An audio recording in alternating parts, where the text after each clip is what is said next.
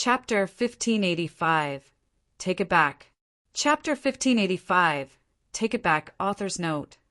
Unedited chapter. The morning sky over Elysium Prime was filled with a strange glows and mounting shadows as numerous massive Tark spacecraft hovered in the outer atmosphere. Their presence had not yet breached Earth's barrier, but the sight alone was enough to throw the world into chaos. On the ground, MBO forces scrambled to organize a response, mobilizing troops and resources with unprecedented speed. In the luxurious resort where Gustav and his friends were staying, a sense of urgency permeated the air. Gustav, Angie, Falco, Eldris, Drick, Ria, and the rest of their group converged in the corridor. Their looks displayed confusion and concern. The corridor was already crowded with guests and staff, all whispering anxiously among themselves, with some trying to get out. "What's going on?" Falco asked, looking around at the sea of worried faces. "Why are there so many ships up there?" "I don't know," he replied as his brow furrowed. "But whatever it is, it can't be good." Suddenly, a loud, booming announcement echoed across the entire planet. The voice was deep and commanding, reverberating through the air and capturing everyone's attention. It was coming from the Tark spacecraft. "We are the Tark's force. We have come to retrieve Gustav Crimson before any form of prosecution. Release him to us immediately, or we will declare war on Earth." Gasps and murmurs rippled through the crowd as the announcement continued. "Gustav Crimson is to be handed over to the Tark's force at once. Failure to comply will result in immediate hostilities." Gustav's eyes widened as he recognized the voice. Commander Urgrel, the Tark's force commander he had met during his visit to Gohatark and the Tark-owned galaxy. Urgrel had been a key figure in Gustav's journey, providing him with a spacecraft and essential supplies, as well as revealing crucial information about his past and the existence of the other time candidate. A slow smile spread across Gustav's face as he understood what was happening. The Tarks had come to stop his trial, but they had arrived days after it had ended. They had assumed the worst, believing that the trial wouldn't go in Gustav's favor, and were now trying to save him. Angie noticed Gustav's smile and nudged him. "Gustav, do you know what's going on?" Gustav nodded, his eyes twinkling with amusement. "Yes, Angie. The Tarks are here to rescue me.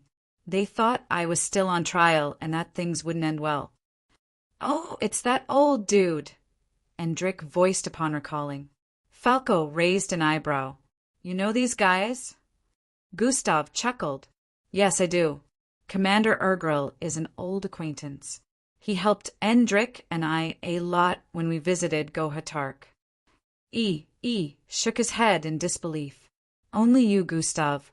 Only you would have alien friends showing up to rescue you." The announcement continued to play across the planet, the Tark's ultimatum sending shockwaves through the global population. People were scared and confused, unsure of what to make of this sudden threat. Gustav turned to everyone. "I need to go up there and talk to them. They don't know that the trial is over and that I was cleared of all charges." Angie grabbed his arm, her eyes filled with concern. "Be careful, Gustav. We don't know what will happen."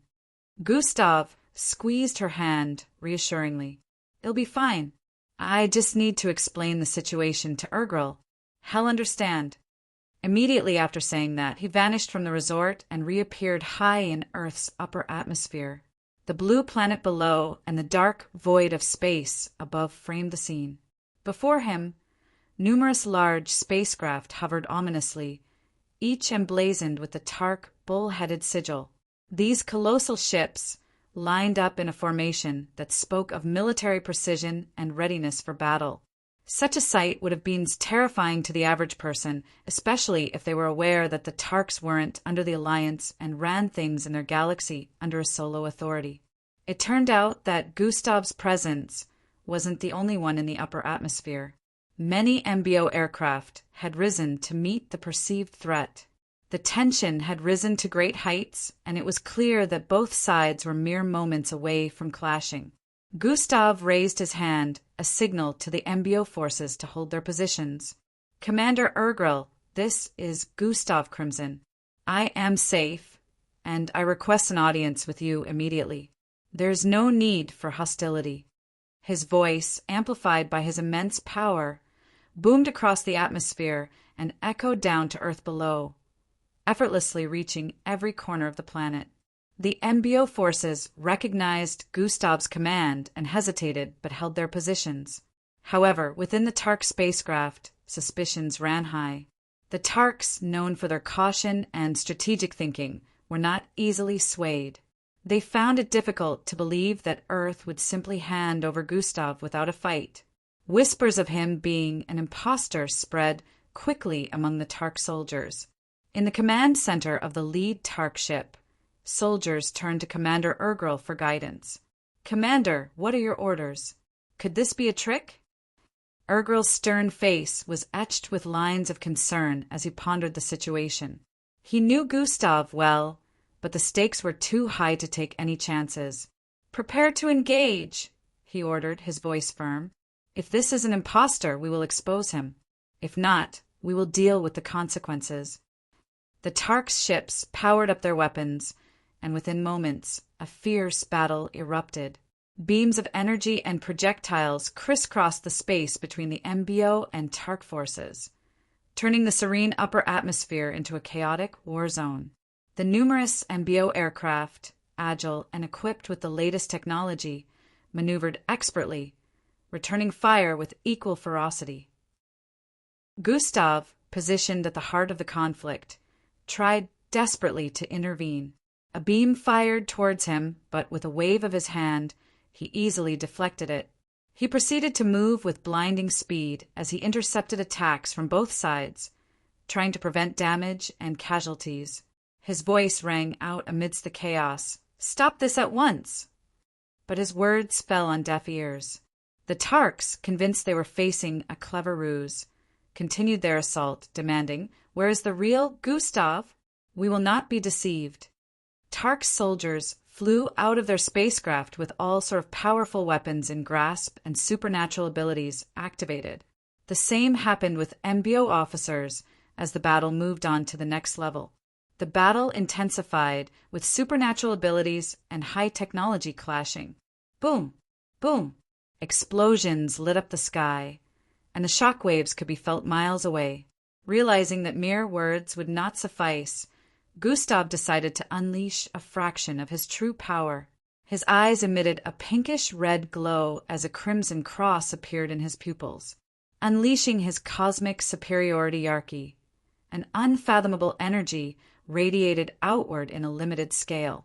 The effect was immediate and overwhelming, sweeping across the entire surroundings. Everyone immediately froze in their tracks. "Cease this madness now, or I will destroy everyone," Gustav's voice boomed, carrying the weight of absolute power.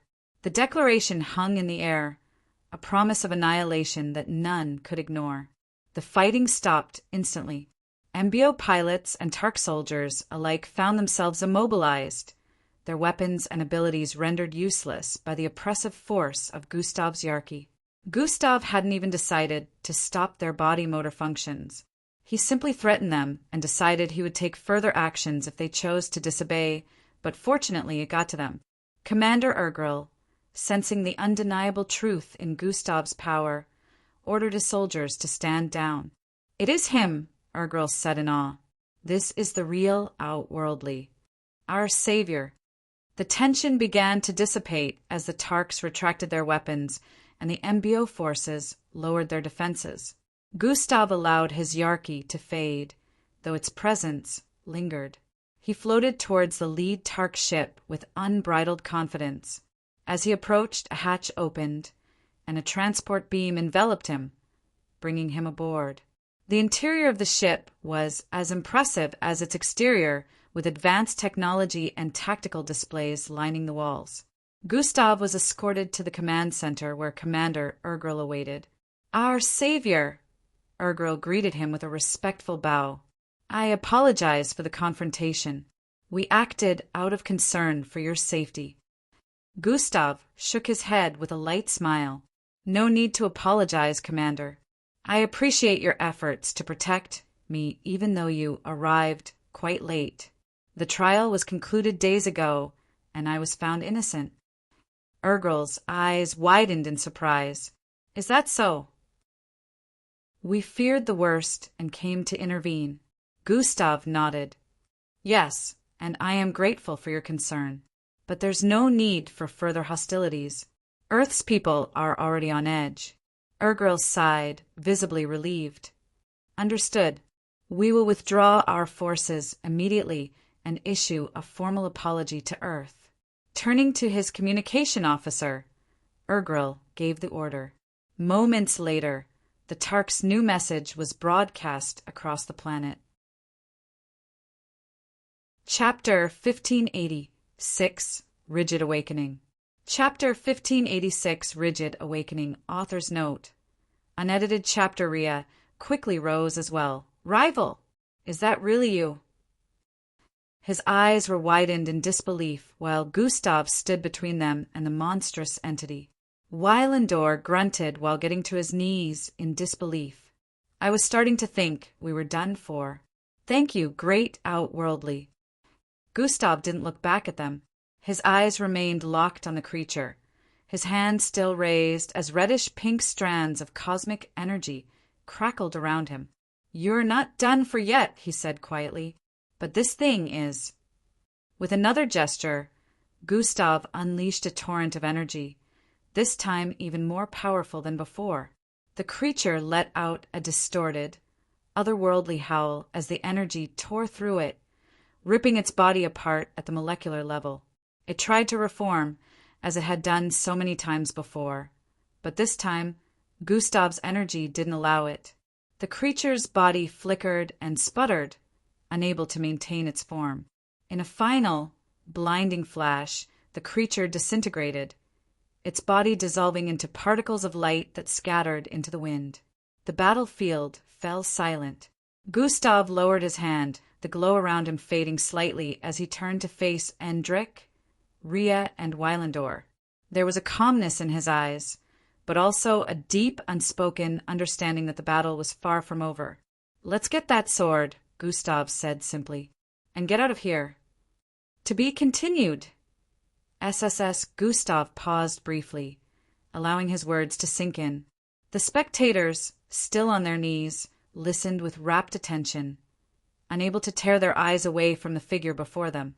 I care little for the rest of the world, but for those few I would move mountains. It is for them that I have fought, bled, and sacrificed, not for the applause or the accolades, not to be branded a hero. Gustav's eyes scanned the faces before him, which were mostly filled with fear, before he continued. The allegations against me are false. The crimes you claim I committed are fabrications. I am no saint, but neither am I the monster you make me out to be. My deeds, whether good or bad, were driven by my own motives, not by a desire to bring harm to the innocent. He let out a sigh, his gaze growing distant as he spoke of deeper truths. The world is full of fools and greedy bastards, those who are never satisfied with what they have. They seek to claim benefits wherever they can, trampling over anyone who stands in their way. This is the nature of living beings, selfish, insatiable, and short-sighted. The crowd was spellbound, unable to look away from Gustav's commanding presence. His words cut through them like a blade, forcing them to confront uncomfortable truths. We live in a universe driven by greed and selfishness. You all scramble for power, for wealth, for status, without a thought for the consequences. You damn me because it was convenient, because it served your purposes. But now, you must face the reality, for I am no one to be trifled with.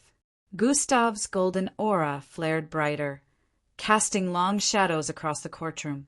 His eyes, filled with a deep wisdom and an even deeper sorrow, bored into those of the Alliance leaders. You call for my trial, but I stand here today to put you all on trial. You accuse me of crimes, yet your hands are far from clean. You seek to use me as a scapegoat for your own failures and fears, but I will not be your pawn. The Alliance leaders exchanged uneasy glances, their confidence wavering under the weight of Gustav's words. Even Baron Kess, who had been so sure of his victory, seemed at a loss for words.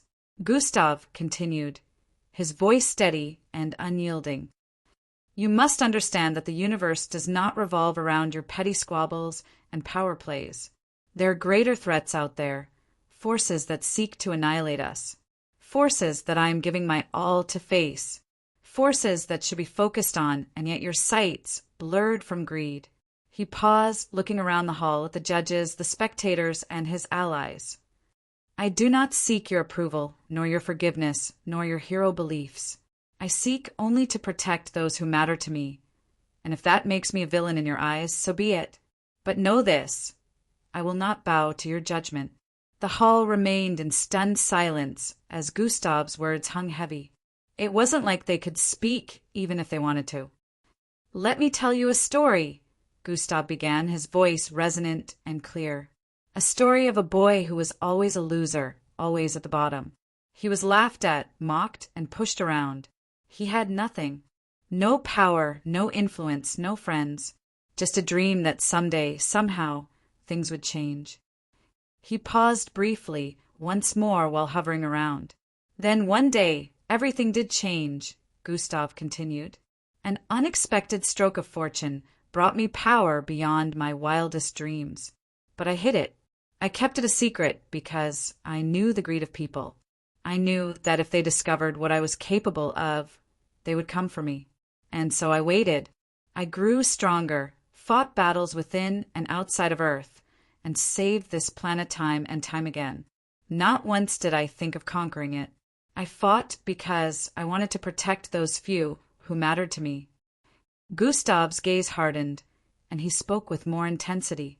I was skeptical about revealing that I had many bloodlines and could extract bloodlines from mixed bloods. I knew what that kind of power would do to people, but I believed that one day I would be powerful enough to no longer need to hide it. He raised his hand, and a glowing orb appeared, the sacred jewel. And yet here we are. I am not surprised that the Alliance and Earth authorities have tried to pin false allegations on me. They want to dissect me, take my power for themselves and their selfish gains. With a flick of his wrist, the orb projected a holographic image.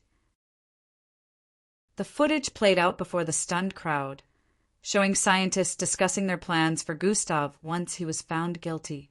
And once he's declared guilty, we'll finally have him, one scientist said, his voice dripping with anticipation.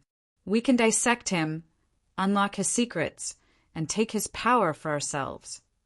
Another scientist chimed in. The world government wants a big cut of the pie, but they'll let us do the dirty work. It's a win-win for them.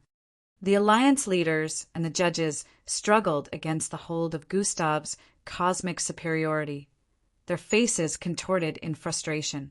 But they were powerless. The footage continued to play out all across the world.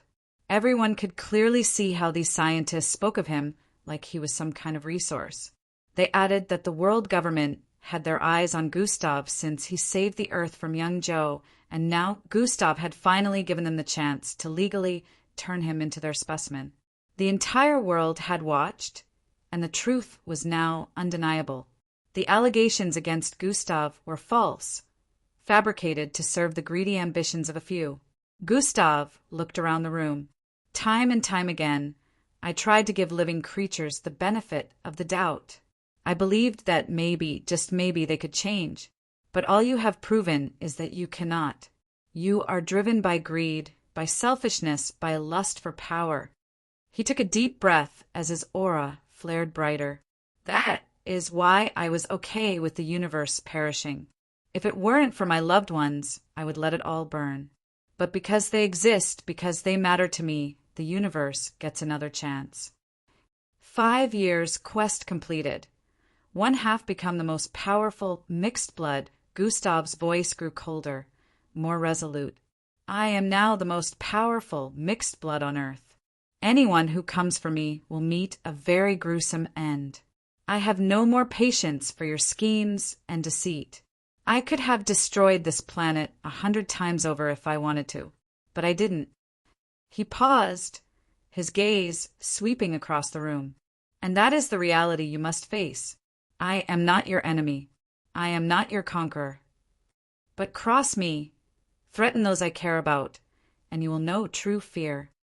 Let this be the last time anyone dares to mess with me, Gustav declared, his tone brooking no argument. As his words reverberated through the air, a binding process began.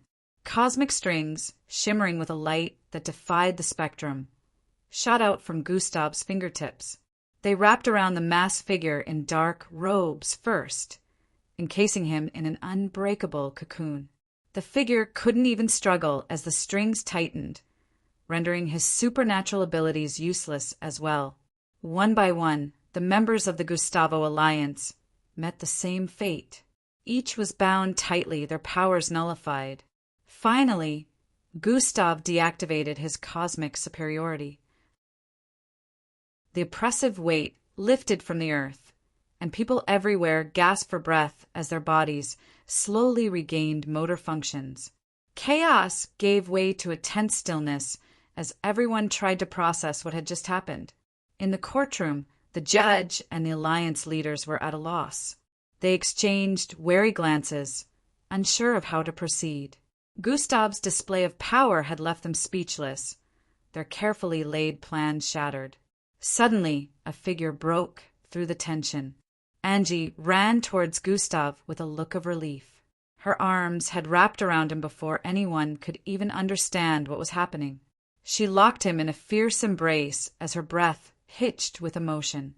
"Gustav!" she whispered, her voice trembling. "You're back." Gustav's rigid stance softened as he returned her embrace. His eyes closed for a moment as he enjoyed the solace of her warmth. "Angie," he murmured, his voice heavy with the weight of recent events. "I'm here. I'm not going anywhere." The judge cleared his throat, attempting to regain control of the situation. "Gustav," she began cautiously, "what do we do now?" Gustav gently disentangled himself from Angie, turning to face the judge. "I think you know what to do. I don't think anyone here dares stop the final verdict. The right verdict." Chapter 1587, Who Took the Sword? Chapter 1587, Who Took the Sword? Author's note. Unedited chapter. The other half of the ground trembled beneath them as the sword disappeared, leaving Gustav standing in stunned silence, his outstretched hand still hovering where the sword had been moments before. Hendrik stared at the empty space where the sword had been. "It's gone," he whispered in confusion. The battlefield fell silent once more, but the tension hung heavy in the air. Gustav lowered his hand slowly as his eyes flashed with a hint of killing intent. Who took it? The scene here was one of utter devastation. Half of the world had been destroyed. What was left of the terrain was pointy, broken landscape, dotted with deep craters and gaping fissures that stretched into the distance. Dark clouds of dust and debris still hung in the air, drifting slowly as though time itself had been fractured. The only sound was the faint crackling of energy dissipating into the void. Gustav hovered in the air with his glowing eyes fixed on the place where the sword had been. His fists tightened as he replayed the moment in his mind. Just when he was about to take hold of the sword, to claim what was rightfully his, the crack had opened like a tear in reality itself. The sword had been pulled through it before he could react, disappearing into the void. Around him, the others, Hendrik, Ria, and Weilendor, stood in stunned silence, each processing the enormity of what had just occurred. The battle had drained them all, and now they were left with more questions than answers. They had come all this way, fought so hard, and in the end, the sword had slipped through their fingers. Gustav's voice cut through the stillness like a blade. The sword, the dark crack. Nocturnus is still sealed.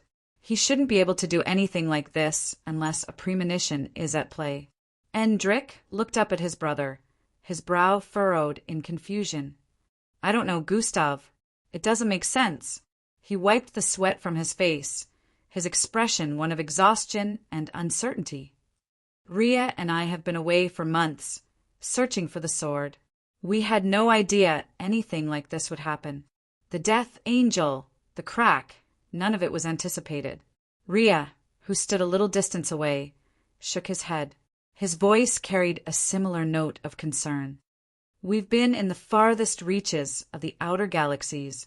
We've been so focused on finding the sword that we weren't aware of what was happening elsewhere." He glanced at the empty space where the sword had been, his brow creased. "But something about this feels wrong, rival."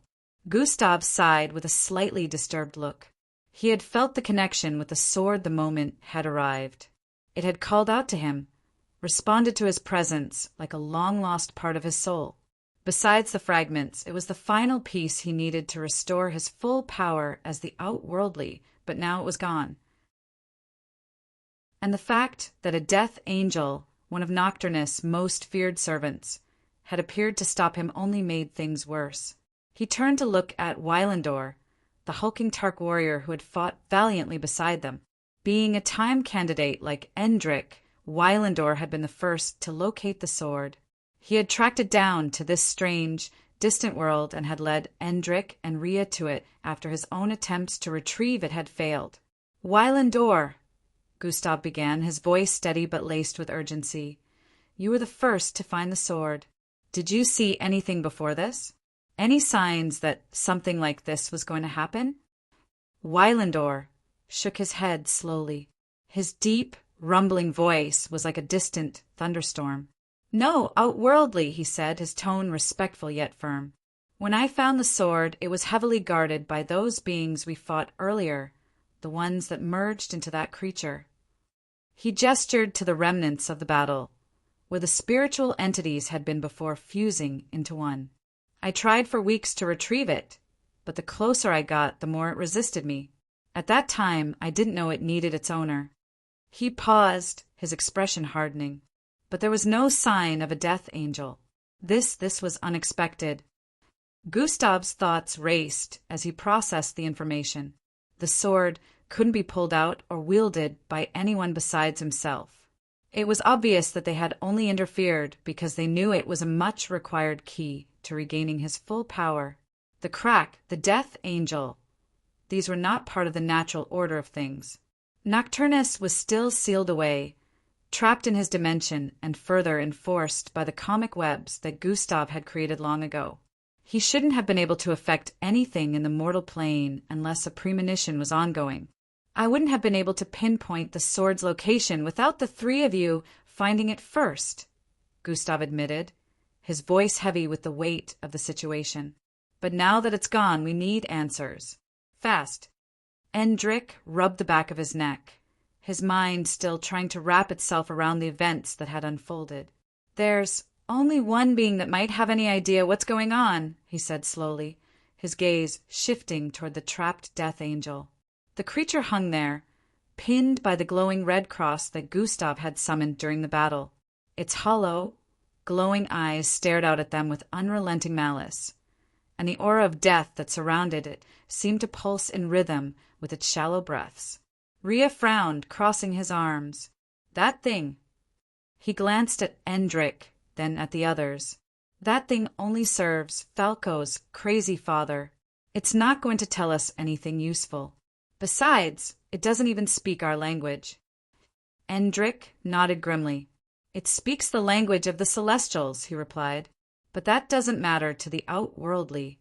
Gustav's eyes narrowed, and without hesitation, he floated toward the trapped Death Angel. The creature, still pinned to the ground by the red cross, twitched slightly, its cracked wings shifting as it watched him approach. The ash-like skin that covered its body continued to crumble, yet it remained defiant, the hollow voids where its eyes should have been glowing faintly. Gustav landed softly in front of the creature, his gaze unrelenting. "I don't need it to speak our language," he said, his voice cold and authoritative. He moved closer, his hand outstretched toward the creature's charred face. "I'll get the answers myself." The Death Angel let out a low, guttural hiss, its hollow mouth opening slightly as it rasped in the ancient language of the Celestials. Though the words were unintelligible to the others, Gustav understood every syllable. "The great Nocturnus will return," the Death Angel rasped, its voice echoing like the scraping of bones. "You cannot stop him. His power is eternal, and his time is near. You are nothing compared to him, outworldly. You will fall." Gustav's eyes flashed with a dangerous glint. He wasn't here for its praise of Nocturnus. "I didn't ask for a prophecy," he growled. "I asked where the sword went. Tell me where he took it, or I'll make sure you wish you had." The Death Angel's hollow eyes glowed brighter for a moment as it let out a dark, mocking laugh. "You think you can stop him?" it sneered. "Praise be to Nocturnus. Nocturnus is eternal. His reach stretches across galaxies, even in his imprisonment. You are nothing but a fragment of what you once were.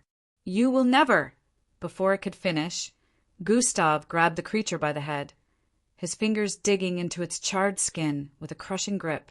The Death Angel let out a sharp, hissing breath, but it was powerless to resist. "I don't need to hear any more of this," Gustav said coldly, his voice as sharp as steel.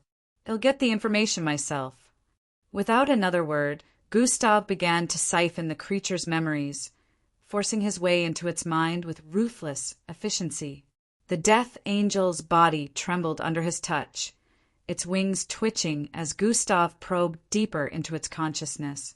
The memories were fragmented, chaotic, and shrouded in darkness, but Gustav pushed through the fog, searching for the answers he needed. Some parts of the Death Angel's mind were blacked out, hidden behind layers of shadow that even Gustav couldn't penetrate. But what he found was enough to make his blood run cold. Amid the fragmented memories, he saw a figure, a humanoid figure, having a dialogue with the Death Angel on its way here. The memory was hazy, but Gustav could tell that the figure had triggered the event that caused the sword to disappear into the dark crack. A human had somehow manipulated the cosmic forces at play. Gustav's eyes widened in disbelief as he delved deeper. The situation was worse than he had feared. Nocturnus hadn't directly taken the sword. A human had caused this phenomenon, and that raised far more questions than it answered. But there was more. Chapter 1588, I Will Look for You. Chapter 1588, I Will Look for You, author's note. Unedited chapter in another memory. Gustav saw the moment the Death Angel had escaped its prison on Earth. The seals that had been placed to trap it were broken. Something catastrophic had happened on Earth. Something big enough to release the creature. Finally, Gustav let go of the Death Angel's head, stepping back as the creature slumped in defeat, its wings hanging limply by its sides. It was still trapped, but it had no more fight left in it. Endrik and the others rushed forward, sensing that Gustav had uncovered something important. "What did you find?" Endrik asked, his voice filled with concern. Gustav turned to them, his expression grim. "The sword was taken by someone who looked human," he said, his voice tight with disbelief. "I don't know how or why, but that's who the Death Angel had contact with. Falco's father wasn't directly involved." Rias' eyes widened in shock. "A human? How could— There's more," Gustav interrupted, his voice darkening. "The Death Angel was freed because something terrible happened on Earth." Endrik's face paled. "Something on Earth." Gustav's expression hardened. "We need to get back to Earth. Now." SS Gustav nodded in understanding. "So no powers." "Yes. Don't channel at all." They began their descent, using the rough edges of the chasm to slowly make their way down. The walls of the crater were uneven, with sharp protrusions and narrow ledges that offered precarious footing. They jumped from one protrusion to the next, each movement calculated and deliberate. The descent was slow and treacherous. The deeper they went, the more intense the heat became, and the glow from the magma pits below grew brighter. Inasmuch as Miss Amy had told Gustav not to channel his bloodline, he was still very much unaffected by this level of heat. A normal mixed blood would have been toast by now, but Gustav still had inbuilt durability. "How deep do you think this goes?" Gustav asked while maintaining a steady gaze. "It's hard to say," Miss Amy replied, her voice calm and steady, "but it might take a while." As they continued to descend, the walls of the chasm seemed to close in around them. The air grew thicker and more oppressive. The glow from the magma pits illuminated the rocky surfaces, casting a reddish hue that made the entire scene feel surreal. Gustav glanced over at Miss Amy, who moved with ease. "You seem to know your way around here," he remarked. "I've had some time to explore," she said with a faint smile. The ledges grew narrower the further they descended, forcing them to be even more cautious. Gustav's entire body was at a very high temperature at this moment, but he maintained an unfazed look.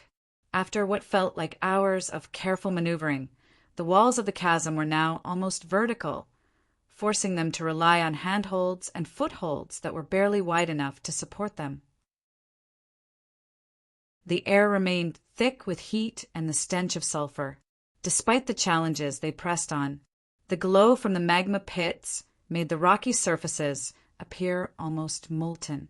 "Watch your step," Miss Amy cautioned as they approached a particularly narrow ledge. "One wrong move and we could fall, and you'd have to use energy which could cause a split." Gustav nodded as he carefully navigated the narrow path. His fingers clung to the rough rock as he maintained his balance. The ledge was barely wide enough to support them, and the heat from the magma pits below was becoming unbearable for his special made outfit.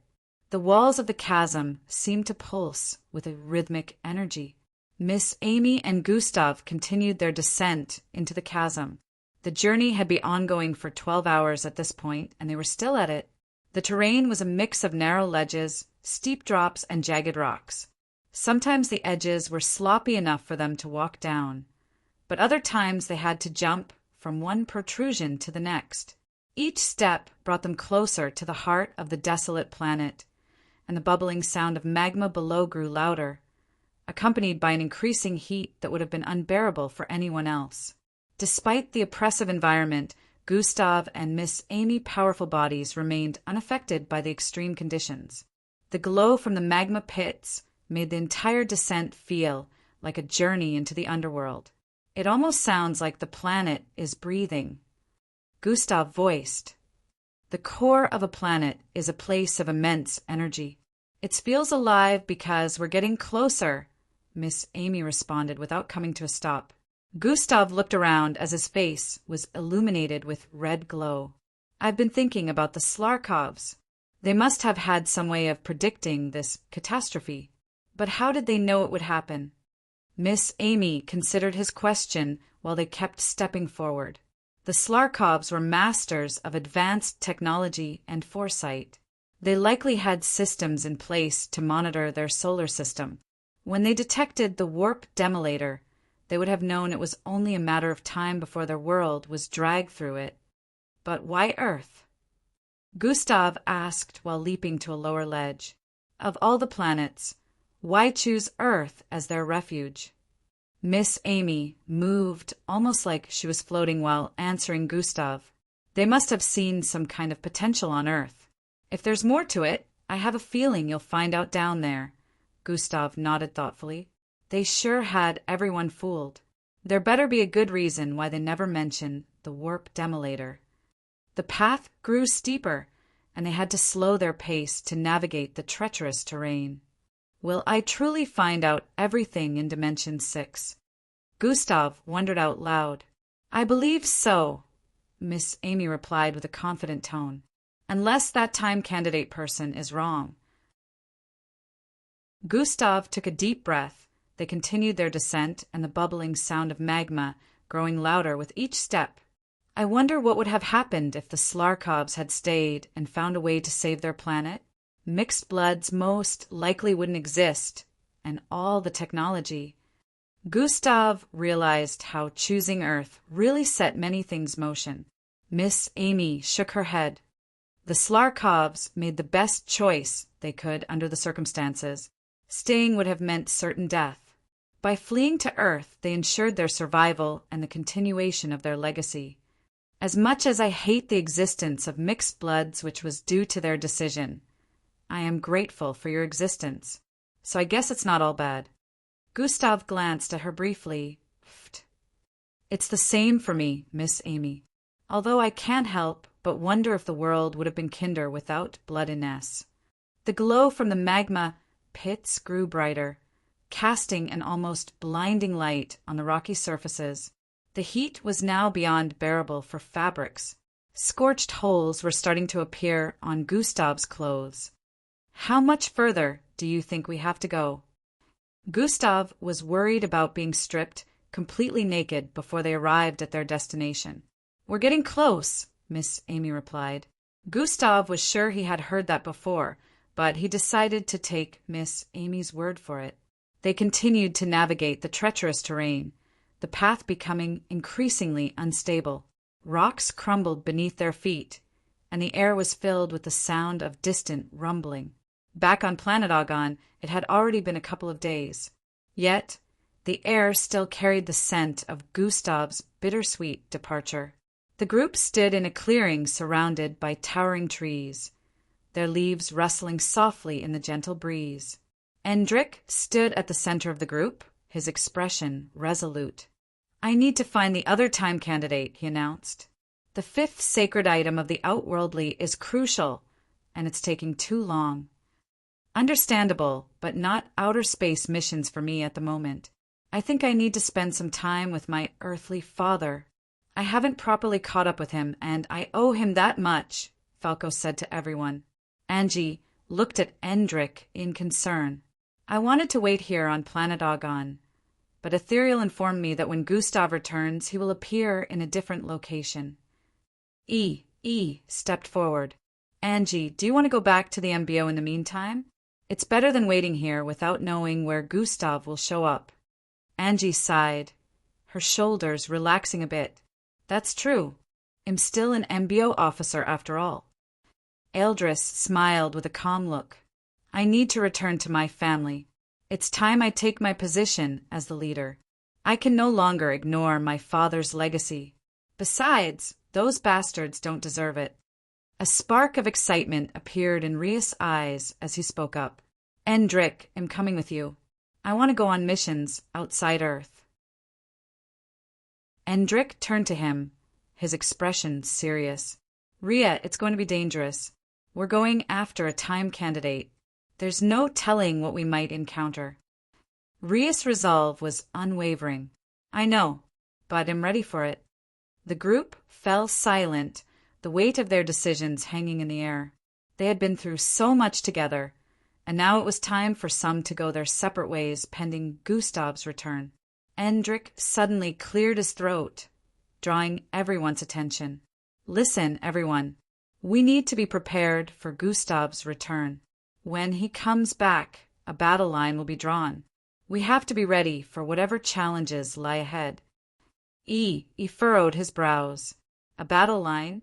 What do you mean, Endrik? Endrik met his gaze with a serious expression. Gustav's return will mark the beginning of a new conflict. I believe it will be at a time where he is ready to face them head-on. We must be ready to stand with him. The fourth premonition is only a few months away. Angie had a perturbed expression.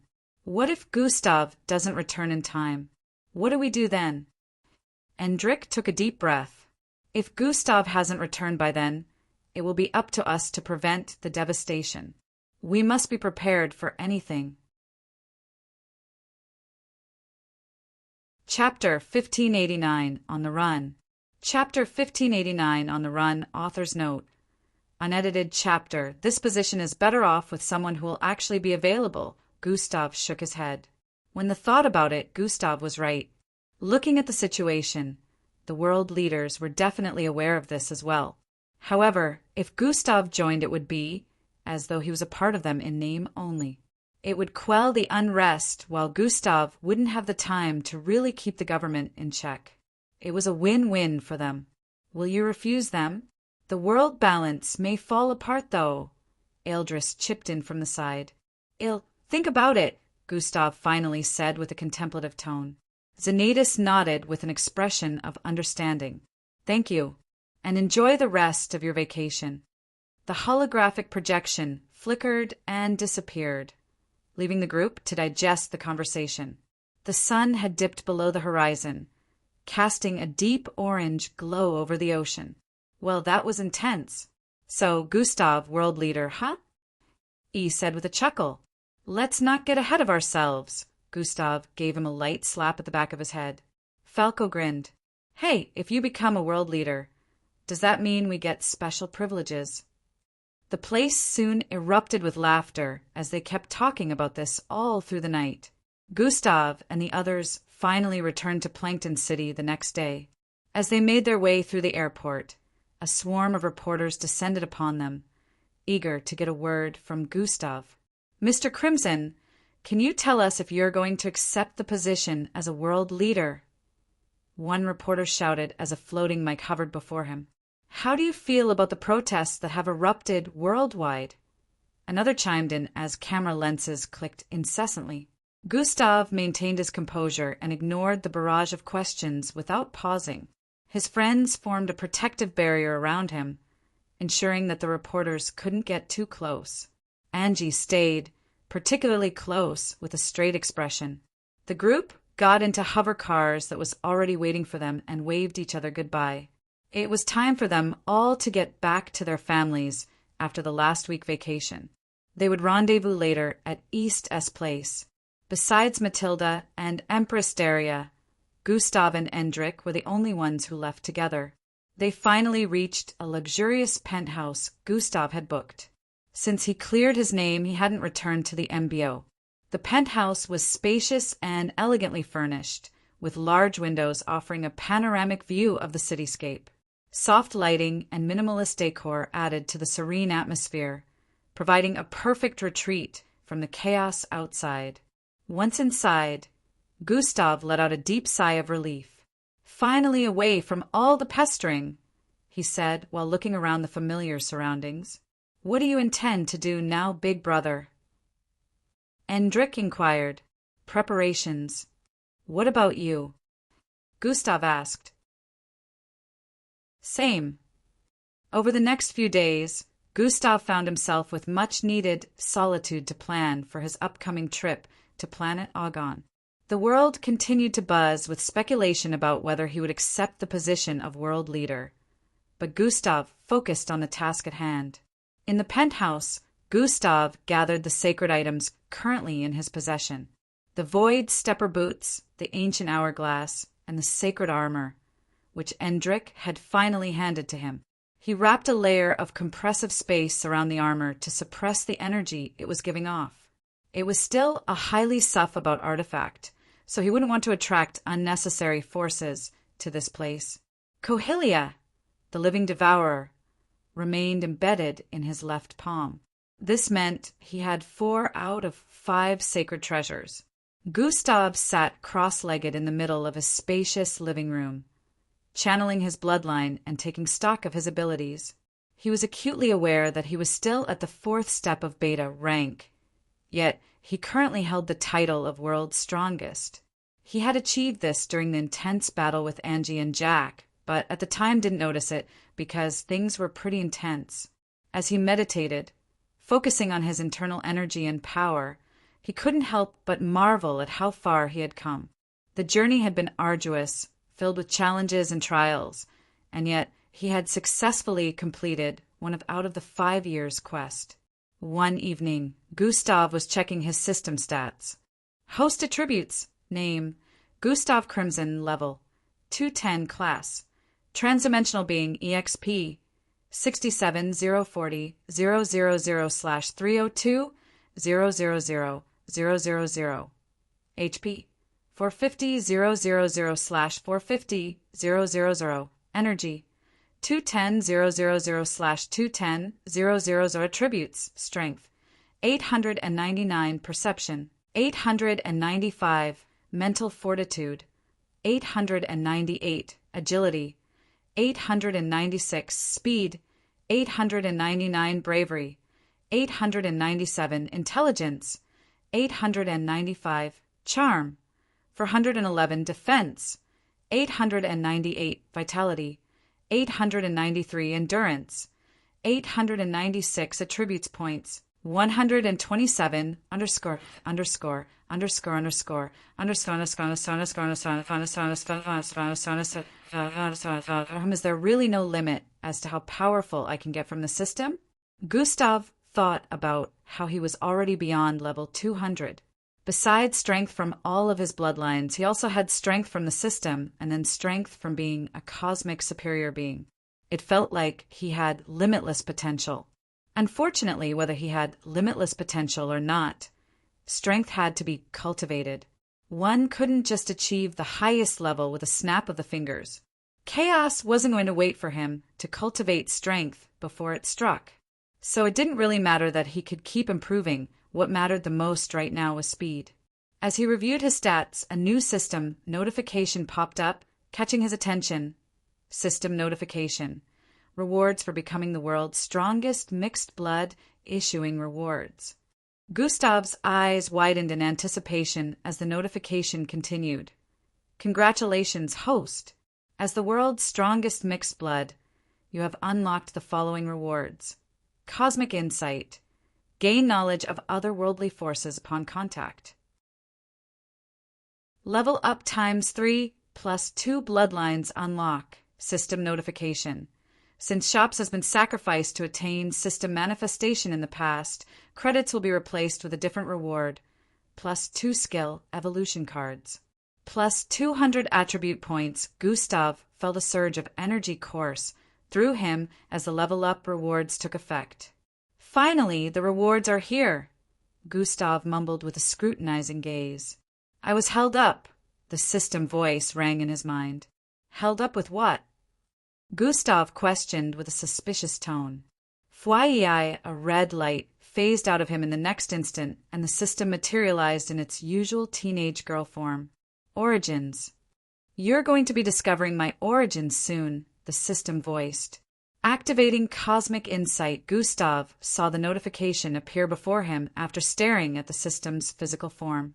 Archaic, otherworldly artificial life form detected, drawing information from the Throxiac dimension created for the purpose of... Not now! The system suddenly retracted back into Gustav, causing the readings in his line of sight to stop. What the hell? Get back out here. Gustav voiced with a strong tone. No, not yet. You've been saying this for years. It's about time I figured out everything else you're hiding. You will but at least hold on till after you get back from the Siderus Void. It will interfere with your mission. I highly doubt that. Your ass is not to be trusted. I'm telling you the truth. Your head has to be in the game. Things relating to me should only be secondary.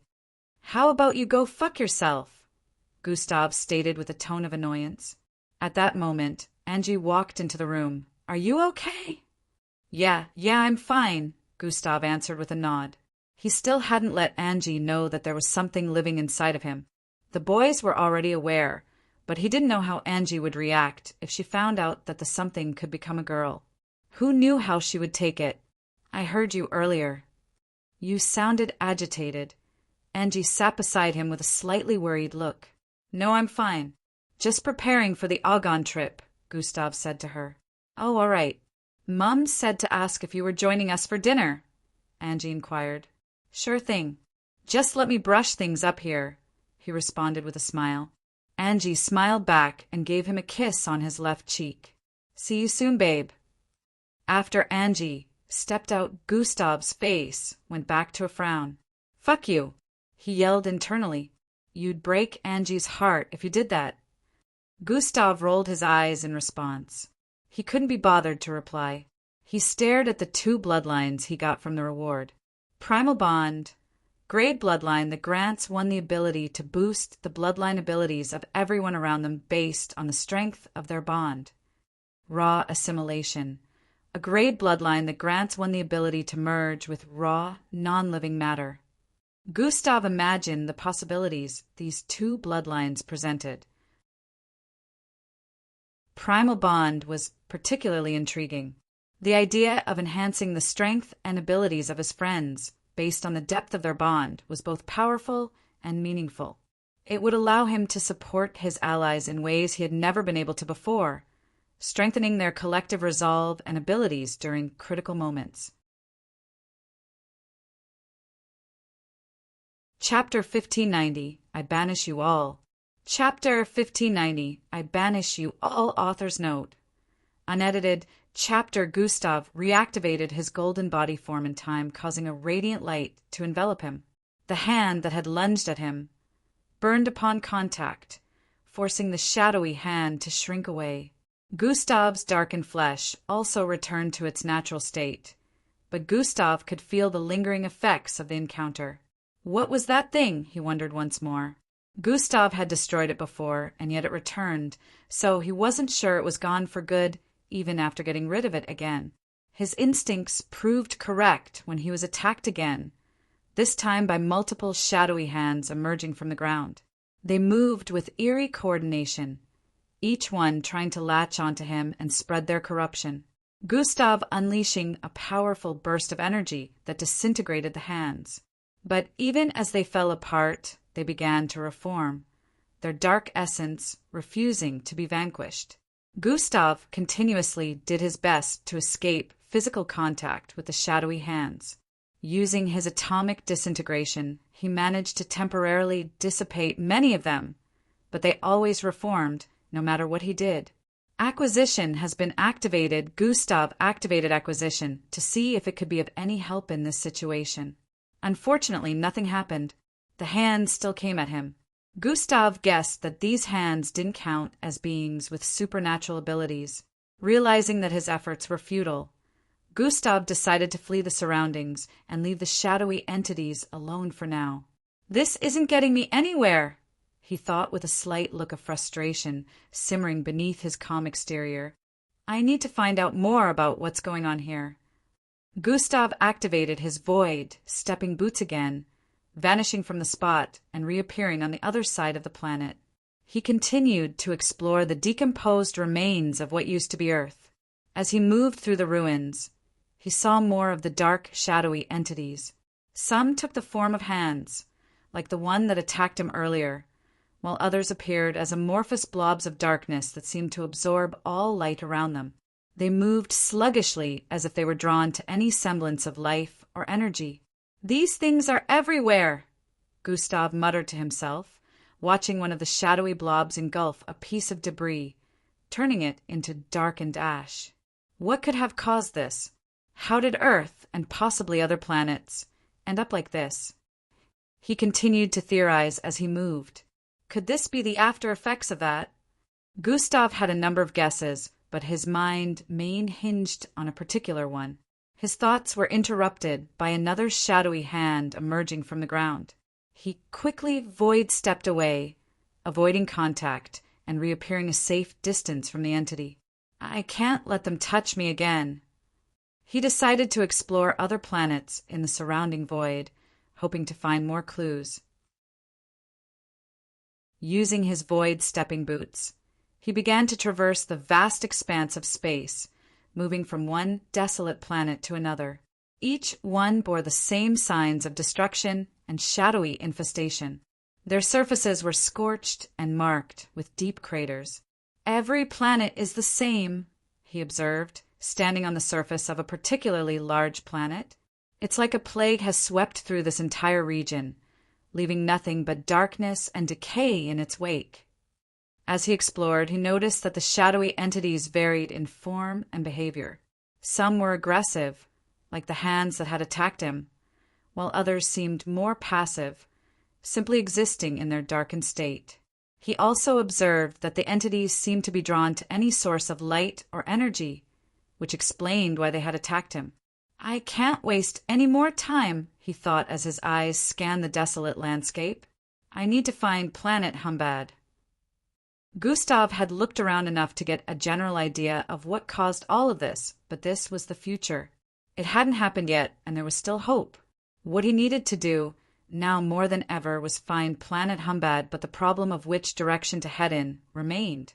He suddenly got an idea and opened the system panel. From the system panel, he decided to check his 5 years quests, or specifically, the one he hadn't completed yet.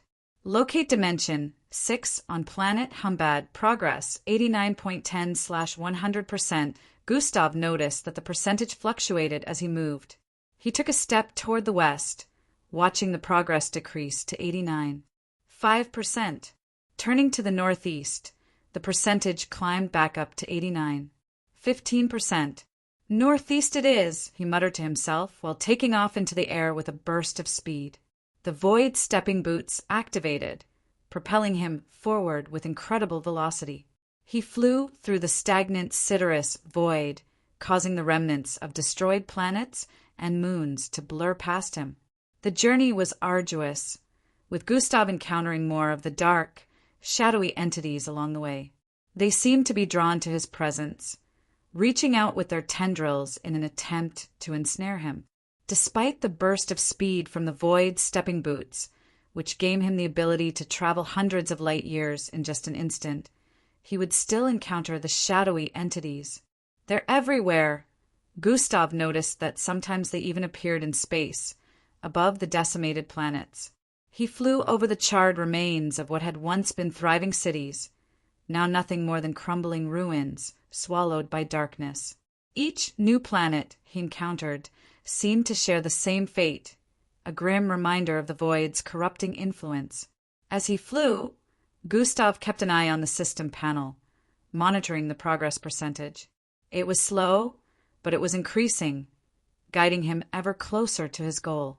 Gustav felt like he had been moving for hours already, but who knew if this part of space was bound by the normal laws of time? For all he knew, it could have been months already. Nevertheless, he kept soaring through the stagnant Sidereus void. His focus remained steadfast on the system panel in his vision, the progress bar slowly creeping upwards. Locate Dimension 6 on planet Humbad, progress 98.00/100%, just a bit more, Gustav muttered to himself, his voice barely audible in the vacuum of space. As the percentage reached 98, Gustav's surroundings began to distort. He found himself caught in a peculiar phenomenon. The fabric of space-time seemed to twist and ripple around him. Every time he surged forward, he was inexplicably transported to a different location within the void. Locate Dimension 6 on planet Humbad, progress 95.00/100%. What is this? Gustav frowned, attempting to comprehend the nature of this spatial anomaly. He tried again, using his lightning blitz to increase his speed, hoping to break through whatever was hindering his progress. In a flash, he found himself somewhere else, the scenery unchanged but the coordinates different. Locate Dimension 6 on planet Humbad, progress 94.00/100%. The progress percentage reduction was particularly frustrating.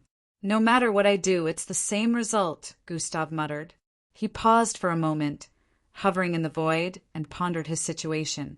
If the direct approach isn't working, perhaps there's another way. Gustav decided to try a different tactic. He reached out with his perception, extending it as far as he could within the constraints of the stagnant Sidereus void. Despite the oppressive environment, he focused on sensing any anomalies or disturbances that might explain the warping space. Unfortunately, he couldn't really pick up on much, but he could tell that the spatial anomaly was like a wall that extended far deep into the stagnant Sidereus void.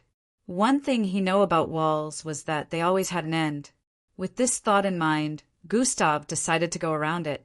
The void stepping boots glowed, and he took a step forward. Threary, he instantly reappeared, 5,000 light years away from his initial position.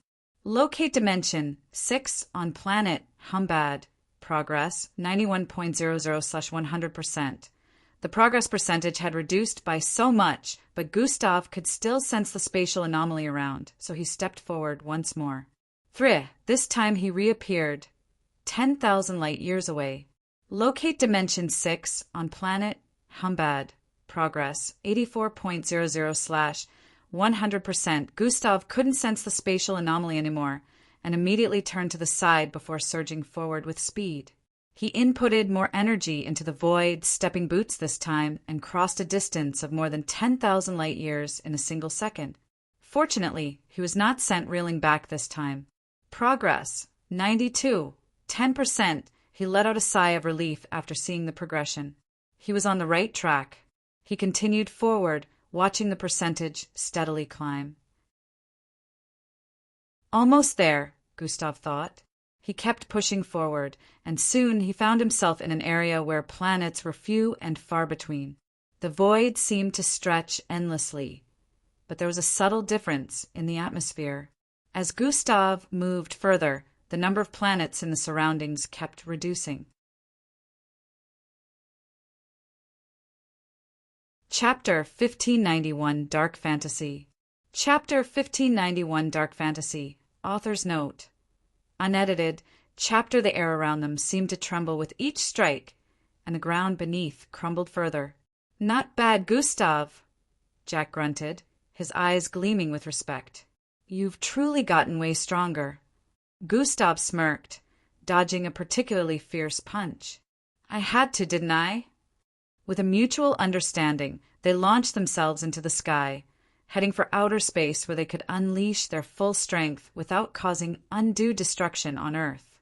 As they ascended, the city lights below them grew distant, replaced by the vast expanse of stars. In the weightlessness of space, they continued their battle. Their blows caused ripples in the fabric of the cosmos.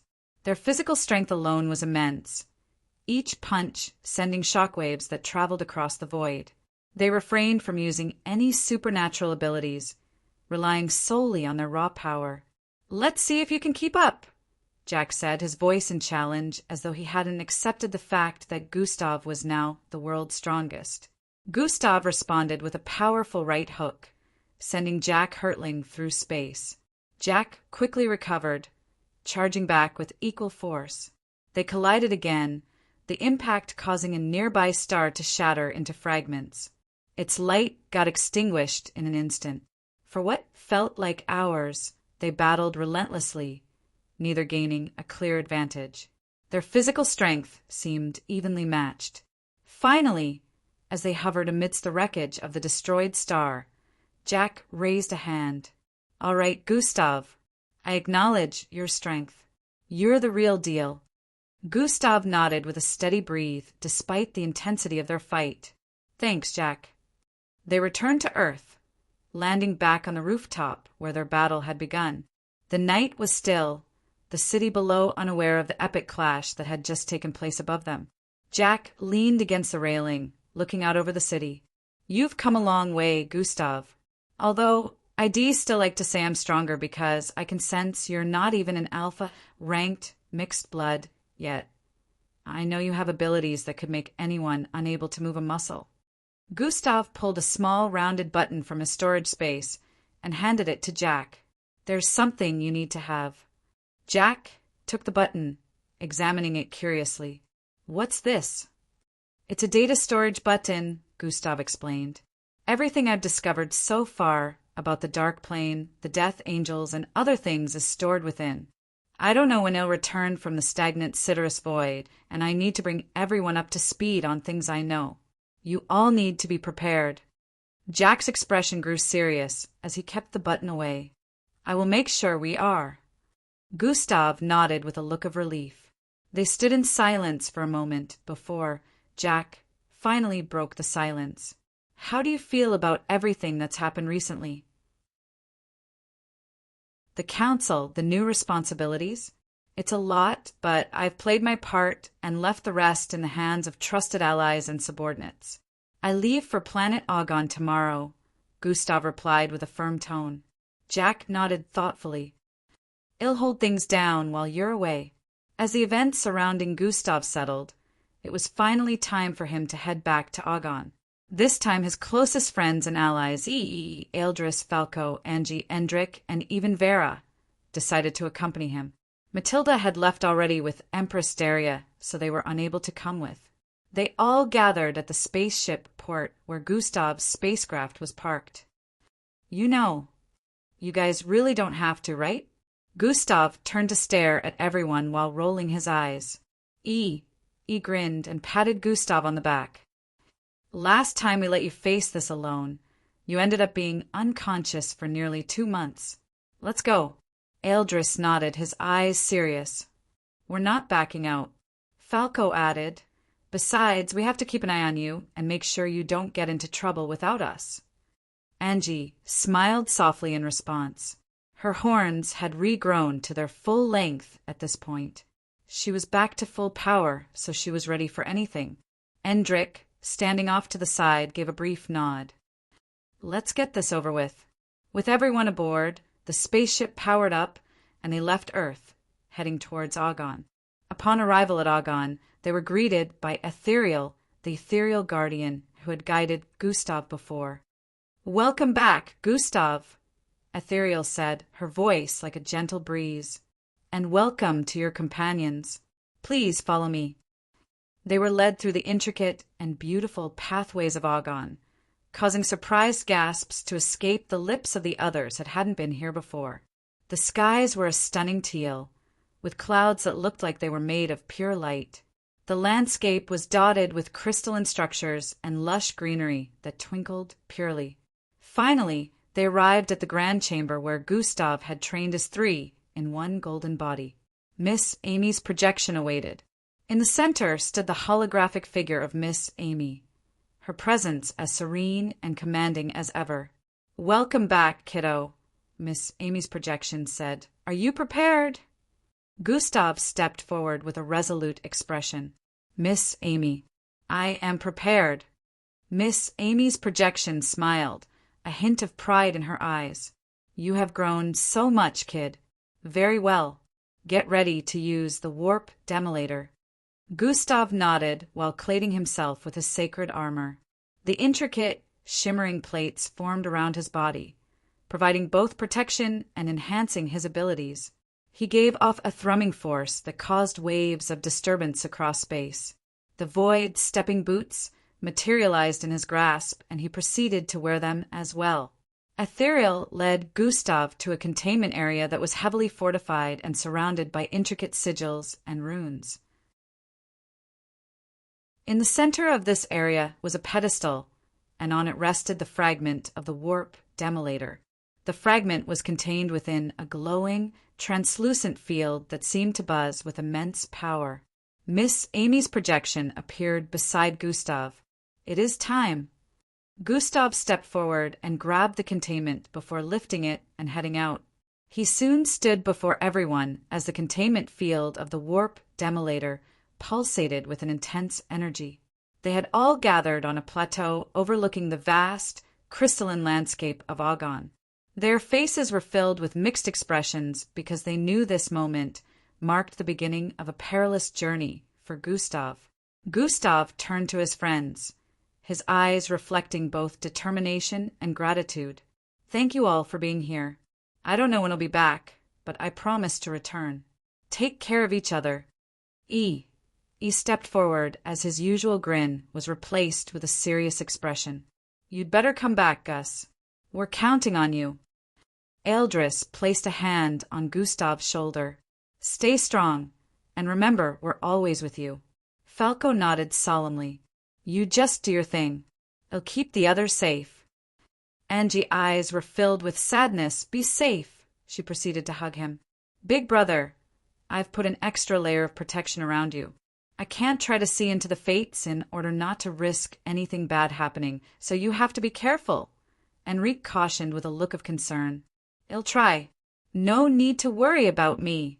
Gustav ruffled his hair with a smile. Gustav proceeded to give them all one last look. Goodbye, everyone. With that, Gustav lifted the containment field higher as the immense power made the air around him vibrate. He ascended into the sky, causing the containment to glow brighter as he rose higher, leaving the planet's surface behind. His friends watched in silence, their hearts heavy but hopeful. As he reached the edge of Agon's atmosphere, Gustav channeled his energy into the containment field. The field began to crack and splinter, beams of light shooting out in every direction. As he sped further and further, the containment cracked more.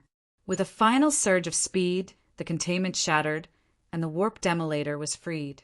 The warp demolator fragment thrashed around wildly, its form shifting and expanding uncontrollably. Gustav activated his 3-in-1 golden body form at this moment, causing his entire being to glow with a divine radiance. The golden energy enveloped him, amplifying his strength and abilities to their peak. The warp demolator continued to grow. Its mass became humongous as it rushed into the depths of space. Gustav didn't hesitate. He blazed forward, causing his golden form, leaving a trail of light in the dark void. "Here goes nothing," Gustav muttered to himself as he pushed his speed to the limit, closing the distance between him and the warp demolator. The fragment was now an enormous entity, its energy pulsating with an almost sentient fury. Gustav maneuvered through the chaotic energy fields it emitted. As he drew closer, the warp demolator seemed to grow more haywire. Gustav gritted his teeth and pushed forward, the golden energy around him flaring brightly. To whoosh! With a burst of speed, Gustav flew directly into the heart of the warp demolator. Chapter 1592, Celestial Decree. Chapter 1592, Celestial Decree. Author's note. Unedited chapter. Miss Amy didn't respond immediately. Instead, she continued walking forward with confident and deliberate strides. Gustav watched in surprise as the magma-like liquid began to part before her, creating a narrow path through the molten sea. Gustav's eyes widened in astonishment. "Miss Amy, what are you doing? I thought you said not to use abilities." Miss Amy glanced back at him with a calm smile on her face. "Gustav, I am a transcendent being. My abilities won't affect the integrity of this planet's fragile core. I can create a path for us." Gustav hesitated for a moment before following her, carefully stepping onto the newly formed path. The heat radiating from the magma was intense, but the path Miss Amy created was cool and solid under his feet. "Why didn't you tell me earlier?" Gustav asked as they walked, his voice a mixture of relief and curiosity. Miss Amy's smile widened. "I wanted you to see the magnitude of what we are dealing with. Sometimes, experiencing the journey firsthand is the best way to understand the challenges we face." Gustav nodded, absorbing her words. "So, where are we headed now?" "To the heart of this place," Miss Amy replied. "The path will lead us to it." They continued walking, the path winding through the sea of molten liquid. The glowing magma cast eerie shadows on the cavern walls, creating a surreal and otherworldly atmosphere. Gustav couldn't help but marvel at the sight, even as he remained vigilant for any signs of danger. As they walked, Gustav's mind raced with questions. "Miss Amy, what exactly are we looking for down here?" "We'll know when we see it," Miss Amy answered. Gustav was just curious as to what to look out for, but it seemed like Miss Amy wasn't too sure herself. As Gustav and Miss Amy continued their journey forward, the magma-like liquid continued to part before them, creating a pathway that snaked through the vast expanse of molten rock. The walls of magma rose on either side, forming a corridor that shimmered with intense heat and light. Despite the treacherous surroundings, Gustav felt a sense of calm. His trust in Miss Amy's abilities were unwavering. They walked in silence for what seemed like hours, the only sounds being the bubbling of the magma and the soft tap of their own footsteps. The path beneath their feet gradually began to change, shifting from the rough, uneven surface of the chasm to something more refined and constructed. The ground took on a smoother texture, and intricate patterns began to emerge, etched into the very rock itself. Gustav paused, glancing around in awe. "The ground here, it's unscathed." Miss Amy nodded. "Yes, kiddo, we're getting closer." As they continued, the refined ground gave way to an expansive platform that stretched out before them. It was incredibly large, its surface unscathed by the surrounding magma. The platform's structure was nearly indescribable. It was a blend of intricate patterns and futuristic designs that seemed both ancient and advanced. At the center of the platform stood a structure that seemed to defy the very fabric of reality. It was both in time and out of time, a paradoxical blend of past and future. Various technological constructs adorned its surface, their designs sleek and incredibly advanced.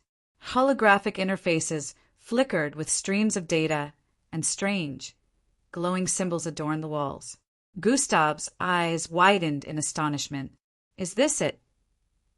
Miss Amy smiled, her eyes filled with a sense of reverence. "Yes, Gustav, this is Dimension 6. Gustav stepped forward, his gaze fixed on the structure. Dimension 6. At last. However, Gustav couldn't see the system notification alert that he had completed the second 5 years quest just yet. He figured that he probably needed to get in first. The knowledge and power contained here will help you understand your origins. Prepare yourself, Gustav. What you'll find in there will be beyond your current imagination. Bet. Gustav mumbled. They approached the structure. The air around them thrummed with energy. Gustav could feel the power radiating from the platform, a tangible force that seemed to resonate with his very being. The intricate patterns on the ground pulsed with light, guiding their steps toward the heart of Dimension 6. Miss Amy and Gustav reached the entry point of Dimension 6, only to find themselves unable to proceed. An invisible force seemed to push them back, preventing any further movement. The air around them thrummed with a strange energy, and the very fabric of reality seemed to shimmer and distort. Gustav frowned as his brows furrowed. Is there some sort of code for access? Miss Amy's eyes scanned the surroundings. Let's look around. The answers are often hidden in plain sight. Gustav turned his attention to the walls around them, noticing for the intricate artistic depictions that adorned the stone. The carvings were beautiful and elaborate, telling a story through a series of images and symbols. He moved closer, examining them with keen interest. These carvings, they tell a tale, Gustav said, his voice filled with wonder. It's about the creation and access to Dimension 6. Miss Amy nodded, joining him in examining the depictions. Looks like the Slarkovs recorded some of their history and knowledge through art. Let's see what we can learn. As they studied the carvings, the story began to unfold. The first series of images showed a group of beings, presumably the Slarkovs, standing before a darkened sky. Then a drop of something that looked like a water, but certainly wasn't water, fell to the ground. The ground caved in and some impossible structures came into existence. That was Dimension 6. A place depicted as a realm of infinite possibilities where wishes could be granted and resources were abundant. Oh! Gustav mused. It was like a paradise, a realm where anything was possible. Miss Amy pointed to the next set of images. But look here. The dimension seemed to have demanded something in return. The images showed a series of warnings, depicted through symbolic representations. The message was clear. The dimension would grant anything you needed, but greed would be met with severe punishment. The final images were grim, showing individuals who had ignored the warnings being met with gruesome fates. So the dimension punishes greed, Gustav said slowly. It only grants what you need, not what you want. Those who are greedy faced dire consequences. Miss Amy's expression was serious. It looks like the power of Dimension 6 is immense, but it wishes to be respected. It possesses sentience. We must be mindful of our intentions. Gustav nodded. There must be a way to pass this barrier. We must be something we're missing. They continued to examine the carvings, looking for any clues that might help them. Gustav's eyes fell on a small, almost hidden depiction near the bottom of one of the walls. It showed a figure getting something, and afterwards getting pushed out. After the depictions, the images seemed to display some changes. People trying to get in, but being unable to. There's no access. It's locked. Forever. Gustav came to this realization. If the dimension had been in existence since before the planet got pulled into the stagnant Siderus void, there was no doubt that it had been locked for centuries already. What were they supposed to do about that? There has to be some sort of way to get in, Gustav said while moving around. He went around again and scanned the surroundings multiple times, but still came up blank. It looked like Dimension 6 was thoroughly sealed without no form of entry. Did that mean coming here was for naught? He couldn't possibly let it end here now that they had reached this pivotal point. Miss Amy, can I use my abilities now? Gustav inquired. Yes, sure. Dimension 6 blankets the surroundings, so the planet's core will be Even before Miss Amy could answer completely. Boom! Gustav had thrown a fist at the invisible barrier preventing them from moving any further. I don't think that's gonna. Before Miss Amy could caution him again. Boom! Gustav's fist rammed into it once more, causing the surroundings to tremble immensely. Despite the amount of strength Gustav put into his fists, they were unable to punch a hole through whatever was hindering them. He arched his arm back intensely, letting his energy climb to ridiculous levels as he prepared to strike again. Miss Amy's hair and clothes flapped intensely as the air crackled. He has really grown. She couldn't help but smile as she watched him from the side. Boom! Gustav's fist drove into the hindrance, causing a devastating clash to ring out as torrents of wind swept across the surroundings. Even the magma in the surroundings were affected by this, causing a storm of steam to erupt. After a couple of seconds, the steam slowly reduced and the hindering invisible wall remained unmoving. Even the ground beneath their feet didn't crack from Gustav's intensity. There was no doubt that Dimension 6 power was astronomical. Kohila. Gustav called forth as rhombus-shaped patterns of light surrounded his form.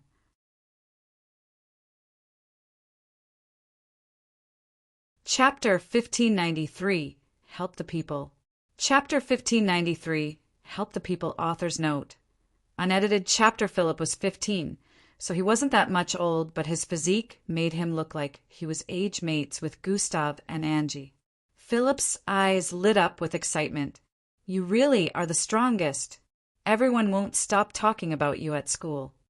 Angie rolled her eyes, but there was a fond smile on her face as she watched the interaction. Her family had always welcomed Gustav, treating him like one of their own, and seeing them together like this made her feel like, for just a moment, things were normal. Why don't you all sit down and relax? Angie's mother suggested, ushering them into the living room. It'll make something for us to eat. Gustav, Endrik, Weilendor, and Angie followed her lead, settling into the cozy living room. For a while, the conversation flowed easily, the warmth of the home vastly different to the chaos that had just ended outside. It was a moment of peace. As the sun began to set, casting a soft orange glow through the windows, Angie sat beside Gustav as her hand rested lightly on his arm. See, she said with a gentle smile, taking a moment doesn't mean giving up. Well, handle the sword and everything else. But for now, just breathe. Gustav sighed, leaning back into the couch. You're right, he admitted quietly. I needed this more than I thought. She smiled at him, her eyes filled with understanding. We all need these moments. You're not in this fight alone, Gustav. Remember that. As the evening wore on, Gustav allowed himself to relax for the first time in what felt like forever. But even as he sat there, surrounded by warmth and familiarity, his mind was already turning to the battle ahead. There was still so much to do, and the sword was still out there, waiting for him. But for now, just for a little while longer, he allowed himself to rest. Gustav sat at a large, circular desk deep within the MBO's Intelligence Center, a high-tech room filled with holographic displays and buzzing with activity.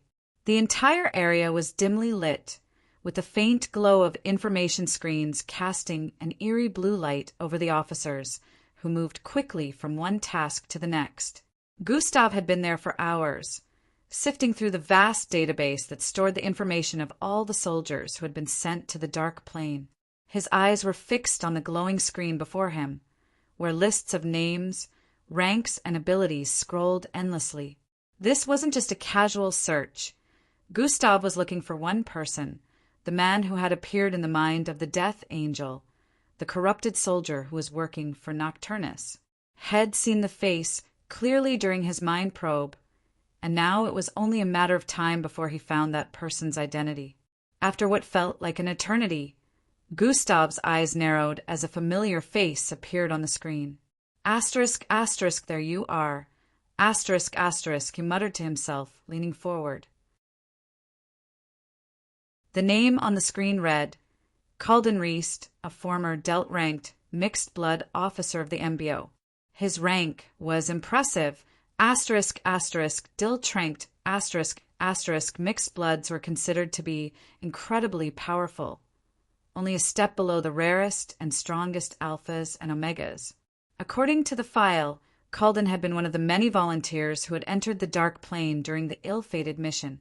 But something about him had changed.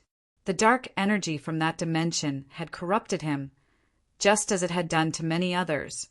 But it seemed that Calden had been twisted into something far worse. Gustav scanned through Calden's bloodline abilities, reading them carefully. None of his original abilities had anything to do with teleportation or creating dimensional cracks, which confirmed what Gustav had suspected.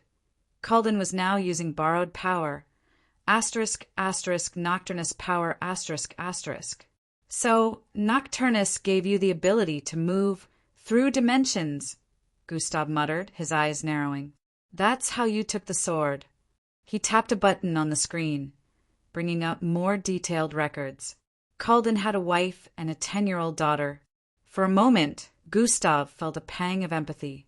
He had been an MBO officer, a man with a family who had likely volunteered for the mission believing he was protecting his loved ones and the world. But now he was a pawn of Nocturnus, corrupted beyond recognition. Gustav sighed, rubbing the back of his neck. I get why you did it, but there's no turning back now. He knew what had to be done. Calden was responsible for much of the chaos they were facing, and as much as Gustav wished things could have been different, there was no room for mercy. With a swift motion, he activated his comlink, connecting directly to the MBO's main command center. This is Gustav Crimson, he said, his voice cold and professional. I've identified the soldier responsible for the recent events. His name is Calden Reist, former Delt-ranked officer. He's been corrupted by Nocturnus power, and he's dangerous. We need to locate him immediately. The voice on the other end responded quickly, filled with urgency. Understood, sir. Well, put out the alert and start the search across Earth and the surrounding planets. Gustav leaned back in his chair, his mind racing as the MBO officers began spreading the word. There was no telling where Calden could be now. He could be hiding anywhere, on any planet, using the dark power he had gained from Nocturnus. But they would find him. As he waited for any updates, a familiar, playful voice echoed in his mind. Asterisk, asterisk, it's been a while, Gustav. I see you've been busy. Gustav's eyes widened as a glowing figure materialized before him, taking on the form of a teenage girl with bright red hair and a flowing red gown. The figure hovered just above the ground, her eyes gleaming mischievously as she grinned at him. It was the system, the mysterious entity that had guided him through countless quests and challenges over the years. Gustav raised an eyebrow, leaning back in his chair. Asterisk, asterisk, oh, look who decided to show up, asterisk, asterisk, he said, his tone dripping with sarcasm. You've been quiet for a long time. The system crossed her arms and floated closer, her eyes sparkling with amusement. Asterisk, asterisk, well, I had to give you some space.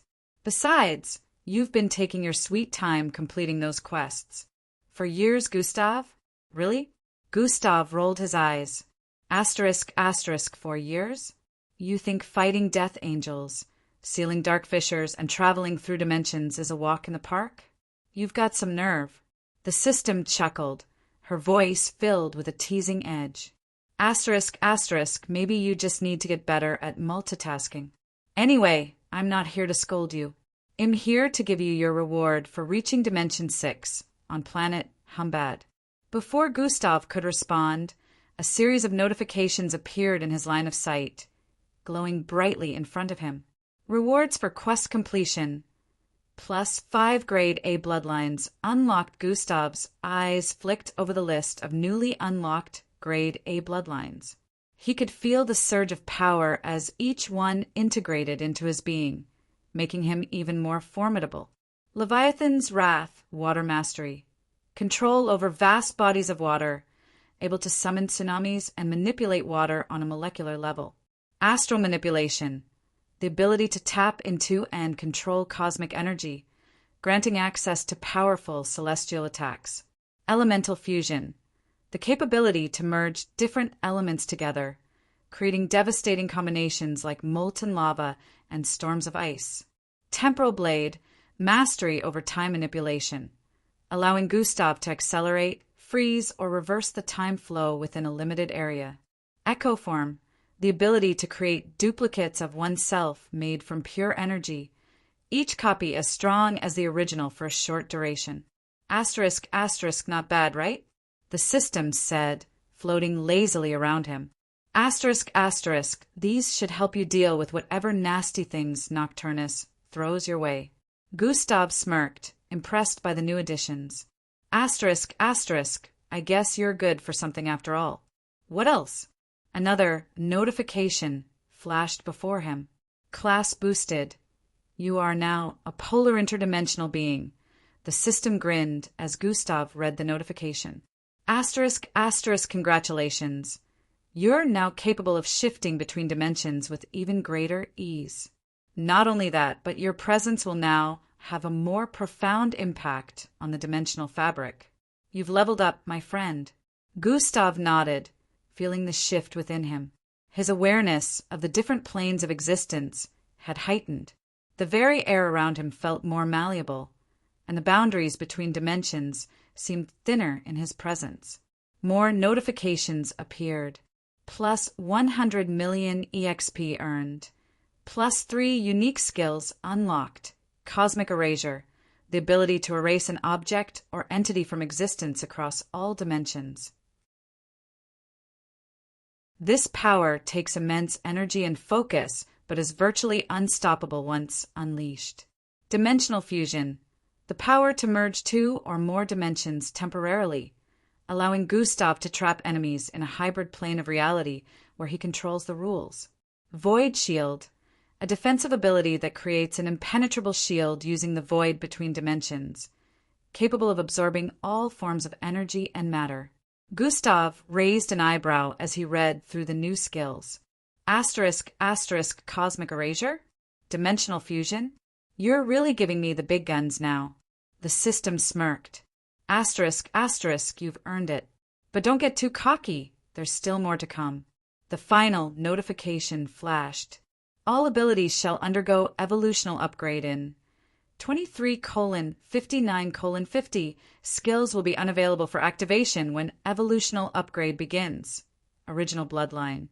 Genetic transformation shall undergo upgrade to S grade. Gustav leaned back, processing everything.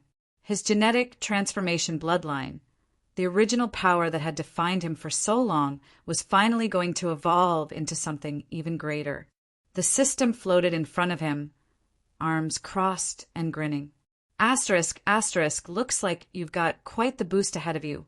But, with great power comes great. Asterisk, asterisk, asterisk, asterisk, yeah, I get it. Asterisk, asterisk, Gustav interrupted, waving her off. I'll be careful. You just make sure you're around when I need you this time. The system gave him a mock salute. Asterisk, asterisk, always boss. Just try not to take another 4 years for the next quest. Gustav chuckled, shaking his head. Asterisk, asterisk, no promises. As the system faded back into his subconscious, Gustav leaned forward, ready to put his new abilities to the test. There was still a lot to do, and now he had the power to do it. To be continued. SS Empress Daria, with her authoritative bearing, still managed to engage in light-hearted banter, showing a more relaxed side of herself that was rarely seen. Nearby, Falco, Eldris, Endrick, and Rhea were having the time of their lives at the shore. ES melanin skin glistened in the sunlight, his wet, bushy afro hair bouncing as he moved. His infectious laughter filled the air as he cracked jokes and splashed water at his friends. You look like a sea monster with that hair. Falco teased while ducking to avoid another splash. Oh yeah. Retorted with a grin. At least I don't look like a rat that got drowned in milk, Falco. Eldris had built an impressive sandcastle, much to the admiration of the others. Check this out, he said proudly, gesturing to his creation. A castle fit for a king. Eldris rarely ever showed this childish side of him, so it is quite heartwarming to see him playing around like this. Endrick dashed around with youthful energy, making small crabs float from the middle of the ocean. Got one, he exclaimed while holding up a tiny crab for everyone to see before gently releasing it back into the water. Rhea laughed at Endrick's antics and joined in the fun. Meanwhile, Gustav sat a little distance away, looking effortlessly handsome in his summer outfit. His presence commanded attention, and many of the ladies on the beach couldn't help but steal glances at him. However, Gustav paid them no mind. His focus was elsewhere, his eyes fixated on the holographic system notification panel that only he could see. The panel displayed 2 messages that had been occupying his thoughts for days. 5-year quest completed. 1/2 become the world's strongest mixed blood, issuing rewards. Gustav furrowed his brow, trying to make sense of the messages. He had completed one of the quests, but the reward had yet to manifest.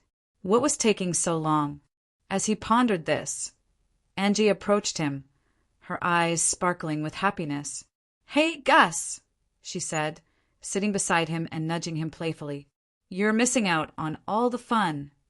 Gustav smiled, his eyes softening as he looked at her. I know, Angie. Just got carried away for a bit. Angie tilted her head as her gaze flickered with concern. You know we came here to relax, right? Gustav sighed while running a hand through his hair. Yeah, you're right. I should probably put everything away in the meantime. Angie placed a reassuring hand on his arm. Come on, a lot has happened. Why don't we enjoy the vacation? You've earned it. Gustav nodded, appreciating her words. Thanks, Angie. She smiled, her eyes filled with warmth. Now come on, let's join the others. As they walked toward the shore, the rest of the group noticed them and cheered. Finally decided to join us, huh? Falco called out, grinning. Gustav chuckled. Couldn't let you have all the fun. He splashed water at him playfully. Watch out, ladies and gentlemen. The world's strongest mixed blood is here. Gustav laughed, shaking the water from his hair. Yeah. Let's just enjoy the day. They spent the next few hours swimming, playing beach volleyball, and lounging in the sun. Playing games like this had to be done with caution because if they weren't careful, they could make it inconvenient for everyone else around them. For instance, if Gustav hit a volleyball with as little as a tiny fraction of his strength, it could burrow straight through a person. Fortunately, they managed to have fun. Gustav found himself relaxing and temporarily forgetting about recent events. The sound of his friends' laughter, the warmth of the sun, and the coolness of the water all combined to create a perfect day. As the sun began to set, painting the sky in hues of orange and pink, the group gathered around a bonfire they had built on the beach. The flames crackled and danced, casting a warm glow over their faces. Empress Daria, always dignified, even in a swimsuit, raised a toast. To friendship, to courage, and to the future, she said, her voice resonant with pride. To the future, everyone echoed, raising their glasses. As they sat around the fire, sharing stories and reminiscing, Gustav felt a sense of peace he hadn't experienced in a long time. The quest notification still lingered in the back of his mind, but for now he was content to be surrounded by those he cared about. Later, around midnight, the luxurious resort was quiet. The sounds of the ocean waves was a gentle background melody. The group had enjoyed their time on the beach, and now they retired to their rooms, each one designed to provide the utmost relaxation. Gustav's room was no exception. It was a spacious suite with high ceilings, adorned with elegant furnishings. Draped in fine linens, the king-size bed set against a wall adorned with tasteful artwork. Soft fluorescent lighting created a serene atmosphere, while a large window offered a breathtaking view of the moonlit ocean. A small seating area with plush chairs and a coffee table invited relaxation, and the bathroom, visible through an open door, boasted a deep soaking tub and a rainfall shower. Gustav sat in one of the chairs, his eyes fixated on the holographic system notification that hovered in front of him. 5-year quest completed. 1/2 become the world's strongest mixed blood, issuing rewards. He had been staring at it for days, the mystery of the delayed reward gnawing at him. Gustav sat in one of the chairs, his eyes fixated on the holographic system notification that hovered in front of him. 5-year quest completed. 1/2 become the world's strongest mixed blood, issuing rewards. He had been staring at it for days, the mystery of the delayed reward gnawing at him. His thoughts were interrupted by a soft knock at the door. He before getting up and crossing the room. As expected, he opened the door to find Angie standing there. "Hey," she greeted softly, stepping inside when he motioned for her to enter. "Hey, Angie," Gustav replied, closing the door behind her. "What's up?" "I couldn't sleep," she admitted, her eyes searching his. "I wanted to talk to you." Gustav nodded, leading her to the seating area. They sat down, the soft cushions sinking under their weight. "What's on your mind?" Angie took a deep breath. "I've been thinking about what happened during the trial. How did you manage to dominate the darkness and regain consciousness? You're really Gustav, right?" Gustav's expression grew serious. "It's not something I managed to do easily," he began. "I've been fighting that darkness since the day I saved you. That was the reason I chose to be unconscious in the first place. It provided me a better chance." Angie listened intently, her eyes never leaving his. "But you managed to control it. How?" "I didn't really dominate it. I just isolated it using the 3-in-1 golden body. It allowed me to compartmentalize the darkness, keep it confined to one area." He lifted his shirt, revealing the left side of his abdomen where a dark, swirling pattern was etched into his skin. The sight of it was both mesmerizing and unsettling. "This is where I've isolated the darkness," he explained. "It could increase my strength to unprecedented heights, but it would also make me lose my mind. That's why I've decided to keep it isolated forever." Angie's eyes widened in surprise and curiosity. She reached out, her fingers lightly tracing the dark pattern. "It's incredible," she whispered as her touch sending a jolt of electricity through Gustav's body. "I mean, you're incredible," she added. Gustav shivered at her touch, feeling the electricity of her fingers on his bare skin. He gently grabbed her hand to stop it from continuously tracing the pattern as their eyes locked in an intense gaze. "Angie," he murmured, his voice barely above a whisper. Their faces drew closer, the air between them charged with an electric, romantic tension. The world seemed to shrink until it was just the two of them. Their breaths mingled briefly as their lips met in a passionate kiss. The kiss soon deepened and their hands began to explore each other. Gustav's fingers trailed down her back, feeling the smooth fabric of her dress, while Angie's hands moved to his chest, tugging at his shirt. They pulled back for a moment, their eyes filled with desire and need. "Gustav," Angie breathed, her voice husky with emotion. "Angie," he replied, his voice equally filled with longing. They moved with a sense of urgency, their clothes discarded piece by piece. Gustav's shirt fell to the floor, followed by Angie's dress. They stood there for a moment, taking in each other's forms, their hearts racing. The room seemed to glow with a soft, golden light as they came together again, their bodies pressing close. Gustav lifted Angie, carrying her to the bed where they continued to kiss, their passion intensifying with each passing second. As they lay down, the softness of the bed enveloping them, Gustav and Angie let their desires take over. Their movements were a dance of love and need, their touches gentle and urgent all at once. They whispered each other's names, their voices filled with emotion, as they became lost in the moment. Gustav left a trail of kisses down Angie's soft skin, causing her to shiver each time in excitement. She could feel something hard and thick poking her belly region. She instinctively reached out to grab it.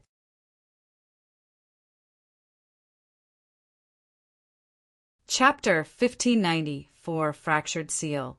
Chapter 1594, Fractured Seal, author's note. Unedited, chapter the air around them seemed to tremble with each strike, and the ground beneath crumbled further. Not bad, Gustav, Jack grunted, his eyes gleaming with respect. You've truly gotten way stronger. Gustav smirked, dodging a particularly fierce punch. I had to, didn't I? With a mutual understanding, they launched themselves into the sky, heading for outer space where they could unleash their full strength without causing undue destruction on Earth. As they ascended, the city lights below them grew distant, replaced by the vast expanse of stars. In the weightlessness of space, they continued their battle. Their blows caused ripples in the fabric of the cosmos. Their physical strength alone was immense, each punch sending shockwaves that traveled across the void. They refrained from using any supernatural abilities, relying solely on their raw power. Let's see if you can keep up, Jack said, his voice in challenge, as though he hadn't accepted the fact that Gustav was now the world's strongest. Gustav responded with a powerful right hook, sending Jack hurtling through space. Jack quickly recovered, charging back with equal force. They collided again, the impact causing a nearby star to shatter into fragments. Its light got extinguished in an instant. For what felt like hours, they battled relentlessly, neither gaining a clear advantage. Their physical strength seemed evenly matched. Finally, as they hovered amidst the wreckage of the destroyed star, Jack raised a hand. All right, Gustav, I acknowledge your strength. You're the real deal. Gustav nodded with a steady breathe, despite the intensity of their fight. Thanks, Jack. They returned to Earth, landing back on the rooftop where their battle had begun. The night was still, the city below unaware of the epic clash that had just taken place above them. Jack leaned against the railing, looking out over the city. You've come a long way, Gustav. Although I do still like to say I'm stronger because I can sense you're not even an alpha-ranked mixed blood yet. I know you have abilities that could make anyone unable to move a muscle. Gustav pulled a small, rounded button from his storage space and handed it to Jack. There's something you need to have. Jack took the button, examining it curiously. What's this? It's a data storage button, Gustav explained. Everything I've discovered so far about the Dark Plane, the Death Angels, and other things is stored within. I don't know when I'll return from the stagnant Siderus Void, and I need to bring everyone up to speed on things I know. You all need to be prepared. Jack's expression grew serious as he kept the button away. I will make sure we are. Gustav nodded with a look of relief. They stood in silence for a moment before Jack finally broke the silence. How do you feel about everything that's happened recently? The council, the new responsibilities? It's a lot, but I've played my part and left the rest in the hands of trusted allies and subordinates. I leave for planet Augon tomorrow, Gustav replied with a firm tone. Jack nodded thoughtfully. I'll hold things down while you're away. As the events surrounding Gustav settled, it was finally time for him to head back to Augon. This time his closest friends and allies, Eildris, Falco, Angie, Endrick, and even Vera, decided to accompany him. Matilda had left already with Empress Daria, so they were unable to come with. They all gathered at the spaceship port where Gustav's spacecraft was parked.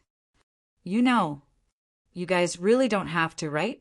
Gustav turned to stare at everyone while rolling his eyes. E grinned and patted Gustav on the back. Last time we let you face this alone, you ended up being unconscious for nearly 2 months. Let's go. Eldris nodded, his eyes serious. We're not backing out. Falco added, besides, we have to keep an eye on you and make sure you don't get into trouble without us. Angie smiled softly in response. Her horns had regrown to their full length at this point. She was back to full power, so she was ready for anything. Endrick, standing off to the side, gave a brief nod. Let's get this over with. With everyone aboard, the spaceship powered up, and they left Earth, heading towards Augon. Upon arrival at Augon, they were greeted by Ethereal, the ethereal guardian who had guided Gustav before. Welcome back, Gustav, Ethereal said, her voice like a gentle breeze. And welcome to your companions. Please follow me. They were led through the intricate and beautiful pathways of Augon, causing surprised gasps to escape the lips of the others that hadn't been here before. The skies were a stunning teal, with clouds that looked like they were made of pure light. The landscape was dotted with crystalline structures and lush greenery that twinkled purely. Finally, they arrived at the grand chamber where Gustav had trained his 3 in one golden body. Miss Amy's projection awaited. In the center stood the holographic figure of Miss Amy, her presence as serene and commanding as ever. Welcome back, kiddo, Miss Amy's projection said. Are you prepared? Gustav stepped forward with a resolute expression. Miss Amy, I am prepared. Miss Amy's projection smiled, a hint of pride in her eyes. You have grown so much, kid. Very well. Get ready to use the warp demolator. Gustav nodded while cladding himself with his sacred armor. The intricate, shimmering plates formed around his body, providing both protection and enhancing his abilities. He gave off a thrumming force that caused waves of disturbance across space. The void stepping boots materialized in his grasp, and he proceeded to wear them as well. Ethereal led Gustav to a containment area that was heavily fortified and surrounded by intricate sigils and runes. In the center of this area was a pedestal, and on it rested the fragment of the warp demolator. The fragment was contained within a glowing, translucent field that seemed to buzz with immense power. Miss Amy's projection appeared beside Gustav. It is time. Gustav stepped forward and grabbed the containment before lifting it and heading out. He soon stood before everyone as the containment field of the warp demolator pulsated with an intense energy. They had all gathered on a plateau overlooking the vast, crystalline landscape of Augon. Their faces were filled with mixed expressions because they knew this moment marked the beginning of a perilous journey for Gustav. Gustav turned to his friends, his eyes reflecting both determination and gratitude. Thank you all for being here. I don't know when I'll be back, but I promise to return. Take care of each other. E stepped forward as his usual grin was replaced with a serious expression. You'd better come back, Gus. We're counting on you. Eldris placed a hand on Gustav's shoulder. Stay strong, and remember, we're always with you. Falco nodded solemnly. You just do your thing. I'll keep the others safe. Angie's eyes were filled with sadness. Be safe, she proceeded to hug him. Big brother, I've put an extra layer of protection around you. I can't try to see into the fates in order not to risk anything bad happening, so you have to be careful. Enrique cautioned with a look of concern. I'll try. No need to worry about me. Gustav ruffled his hair with a smile. Gustav proceeded to give them all one last look. Goodbye, everyone. With that, Gustav lifted the containment field higher as the immense power made the air around him vibrate. He ascended into the sky, causing the containment to glow brighter as he rose higher, leaving the planet's surface behind. His friends watched in silence, their hearts heavy but hopeful. As he reached the edge of Augon's atmosphere, Gustav channeled his energy into the containment field. The field began to crack and splinter, beams of light shooting out in every direction. As he sped further and further, the containment cracked more. With a final surge of speed, the containment shattered, and the warp demolator was freed. The warp demolator fragment thrashed around wildly, its form shifting and expanding uncontrollably. Gustav activated his 3-in-1 golden body form at this moment, causing his entire being to glow with a divine radiance. The golden energy enveloped him, amplifying his strength and abilities to their peak. The warp demolator continued to grow. Its mass became humongous as it rushed into the depths of space. Gustav didn't hesitate. He blazed forward, causing his golden form, leaving a trail of light in the dark void. "Here goes nothing," Gustav muttered to himself as he pushed his speed to the limit, closing the distance between him and the warp demolator. The fragment was now an enormous entity, its energy pulsating with an almost sentient fury. Gustav maneuvered through the chaotic energy fields it emitted. As he drew closer, the warp demolator seemed to grow more haywire. Gustav gritted his teeth and pushed forward, the golden energy around him flaring brightly. To whoosh! With a burst of speed, Gustav flew directly into the heart of the warp demolator.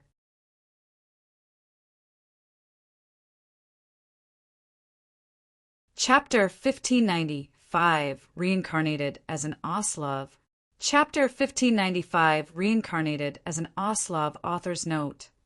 Unedited chapter. As Gustav stood in the middle of Dimension 6, the surroundings around him began to shift and swirl. The ambient, ethereal lights dimmed for a moment, and then a new display of glowing energy appeared before him. The air vibrated with a low hum as 5 ancient artifacts materialized, each one distinct, shimmering with otherworldly power. The 5 sacred items that the outworldly had crafted long ago before turning mortal. The armor, gleaming with a metallic sheen, interwoven with threads of celestial energy, it exuded an impenetrable aura of protection. Its surface was etched with swirling cosmic patterns that seemed to shift and move, reflecting the countless stars from which it was made. The boots, sleek and black as the void, yet glowing faintly with a silver hue, the boots pulsed with the power of swift travel. A single step in these boots could carry one across galaxies in an instant. Cohelia, a strange, multicolored rhombus-shaped being, swirling with shifting hues. It pulsed with life as though it were sentient. Gustav knew this being was capable of swallowing anything into its endless void, matter, energy, or even concepts of existence. The ancient hourglass, its sands shimmered with the glow of 1,000 stars, flowing in both directions, forward and backward, representing the manipulation of time itself. The sword, a blade forged from the very fabric of the universe. Its edge gleamed with the light of 1,000,000 stars, as if each strike would ripple through the very fabric of reality. Gustav's gaze moved over each item, recognizing the sheer power each one held. As the 5 sacred items floated before him, the construct began to shift again, revealing a new set of instructions in the form of glowing symbols and ancient runes. The ritual was shown to Gustav, the process that needed to be followed to merge the 5 sacred items into one. He watched intently as the display revealed that once the ritual was complete, the 5 items would come together and form a translucent humanoid being, its core swirling with galaxies, nebulae, and the vastness of space itself.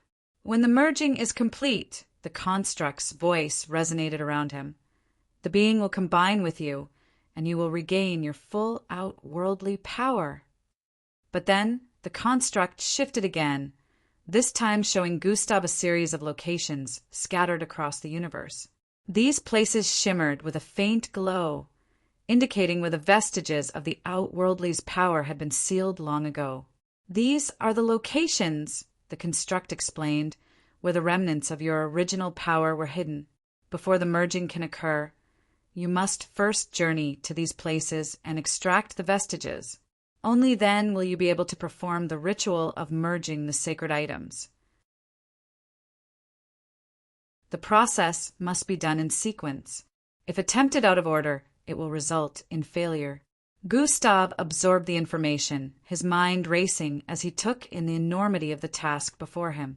These sacred items represented aspects of his former self, pieces of a puzzle that, once completed, would make him whole again.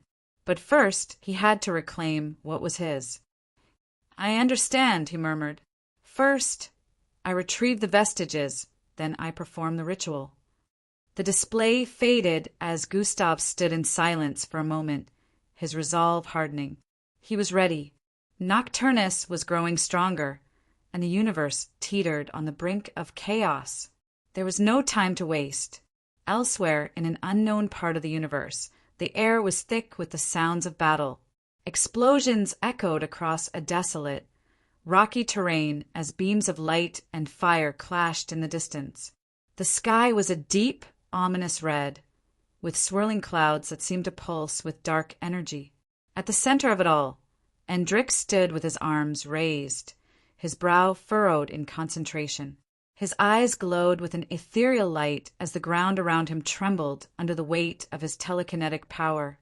Massive boulders floated in the air, suspended by his will alone, before being hurled at breakneck speed toward their enemies, strange, barely clothed beings with translucent skin and shimmering spiritual auras.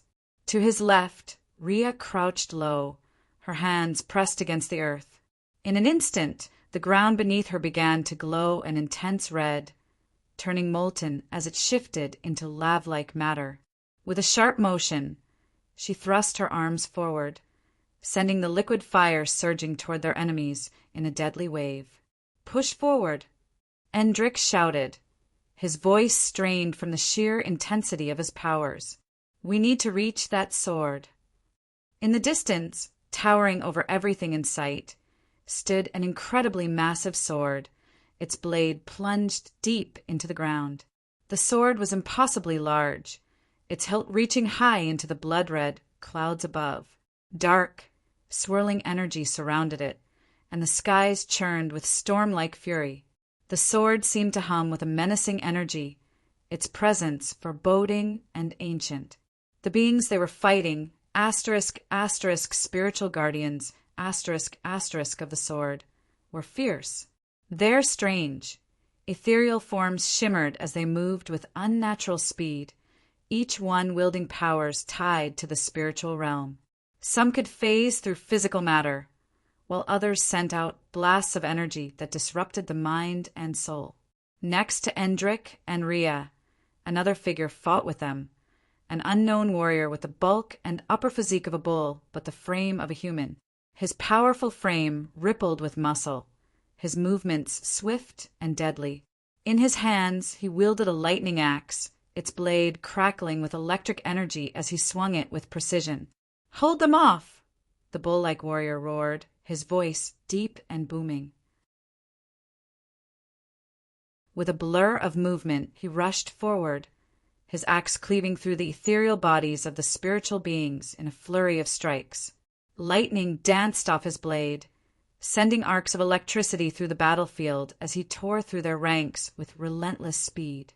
Rhea gritted her teeth as more of the spiritual beings descended upon them. "There's too many of them!" she shouted over the chaos, her hands glowing with molten energy. "Endrik, can you clear the path?" Endrik's eyes flared with intensity as he raised both hands high above his head. The ground beneath their enemies began to tremble violently, and with a sudden, forceful gesture, he sent out a massive telekinetic shockwave. The spiritual beings were thrown back in every direction, their forms flickering as they struggled to recover from the impact. "It'll buy us some time," Endrik called out, his voice strained from the effort. "But we need to move now." The bull-like warrior, sweat glistening on his brow, rushed to Rhea's side. "That sword, it's radiating too much energy. If we don't destroy it, these creatures will keep coming." "I know," Rhea shouted back, her eyes fixed on the massive sword in the distance. but getting close to it is going to be nearly impossible with those things guarding it. Endrick clenched his fists, his telekinetic powers surging as he hurled another wave of debris toward the incoming enemies. We don't have a choice. If that sword stays in place, this entire region will be overrun. The bull-like warrior grunted in agreement, his massive frame tensing as he readied himself for another charge. Then let's take it down, he growled, gripping his lightning axe tighter. With renewed determination, the three of them pushed forward, battling through the strange, supernatural beings that continued to swarm them. The ground beneath them cracked and shifted as Rhea transmuted more earth into molten lava, creating walls of fiery matter that cut off their enemies' approach. But the closer they got to the sword, the more intense the energy around them became. The dark, swirling clouds above the sword seemed to pulse with malevolent intent, and the very air felt charged with an overwhelming power. Endrick could feel it. The sword wasn't just an ordinary weapon. It was connected to something far more dangerous, something ancient and powerful.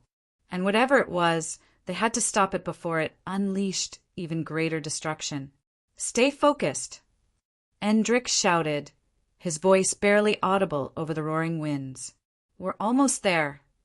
And as they closed in on the massive sword, the full extent of the battle lay before them. A clash between mortals and the spiritual, between raw power and ancient forces. Only time would tell if they could overcome the odds and destroy the sword before it was too late. To be continued. SS within the laboratory. Holographic projections filled the space, displaying streams of data, complex energy diagrams, and molecular structures. Grand Commander Cheyenne stood with an imposing look with his silver hair and the diamond shard embedded in his forehead before Scientist Merkel. Merkel, intense eyes, adjusted the holographic display to show the latest findings. Grand Commander, based on our current progress, the amplification method should be ready for implementation in a few weeks. We've made significant strides in stabilizing the energy transfer and minimizing the risks. Cheyenne nodded thoughtfully, his eyes scanning the detailed data before him. Excellent work, Merkel. This breakthrough could be pivotal in our struggle against the Dark Plane. Merkel's expression was resolute, but still we must tread carefully, Grand Commander. I can only hope the training and psychological preparation for our soldiers yield results. Indeed, we must balance the need for power with the imperative of safety. I will inform the other 4 Grand Commanders of our progress. Together, we will decide the next steps for the future of Earth and the universe as a whole, Grand Commander Cheyenne stated. I will continue to refine the process and ensure that everything is ready for the trials, Scientist Merkel responded. As Cheyenne turned to leave the laboratory, a sudden gust of wind swept through the room. The winds of ominosity. As he reached a private area, Grand Commander Cheyenne activated the secure link to the other Grand Commanders. Holographic images of 4 distinguished figures appeared before him, each one representing a pillar of strength and leadership. Grand Commanders, Cheyenne began, his voice carrying the weight of their collective responsibility. I have urgent updates regarding our efforts against the Dark Plane. Scientist Merkel and his team have made significant progress with the amplification method. It should be ready for implementation in a few weeks.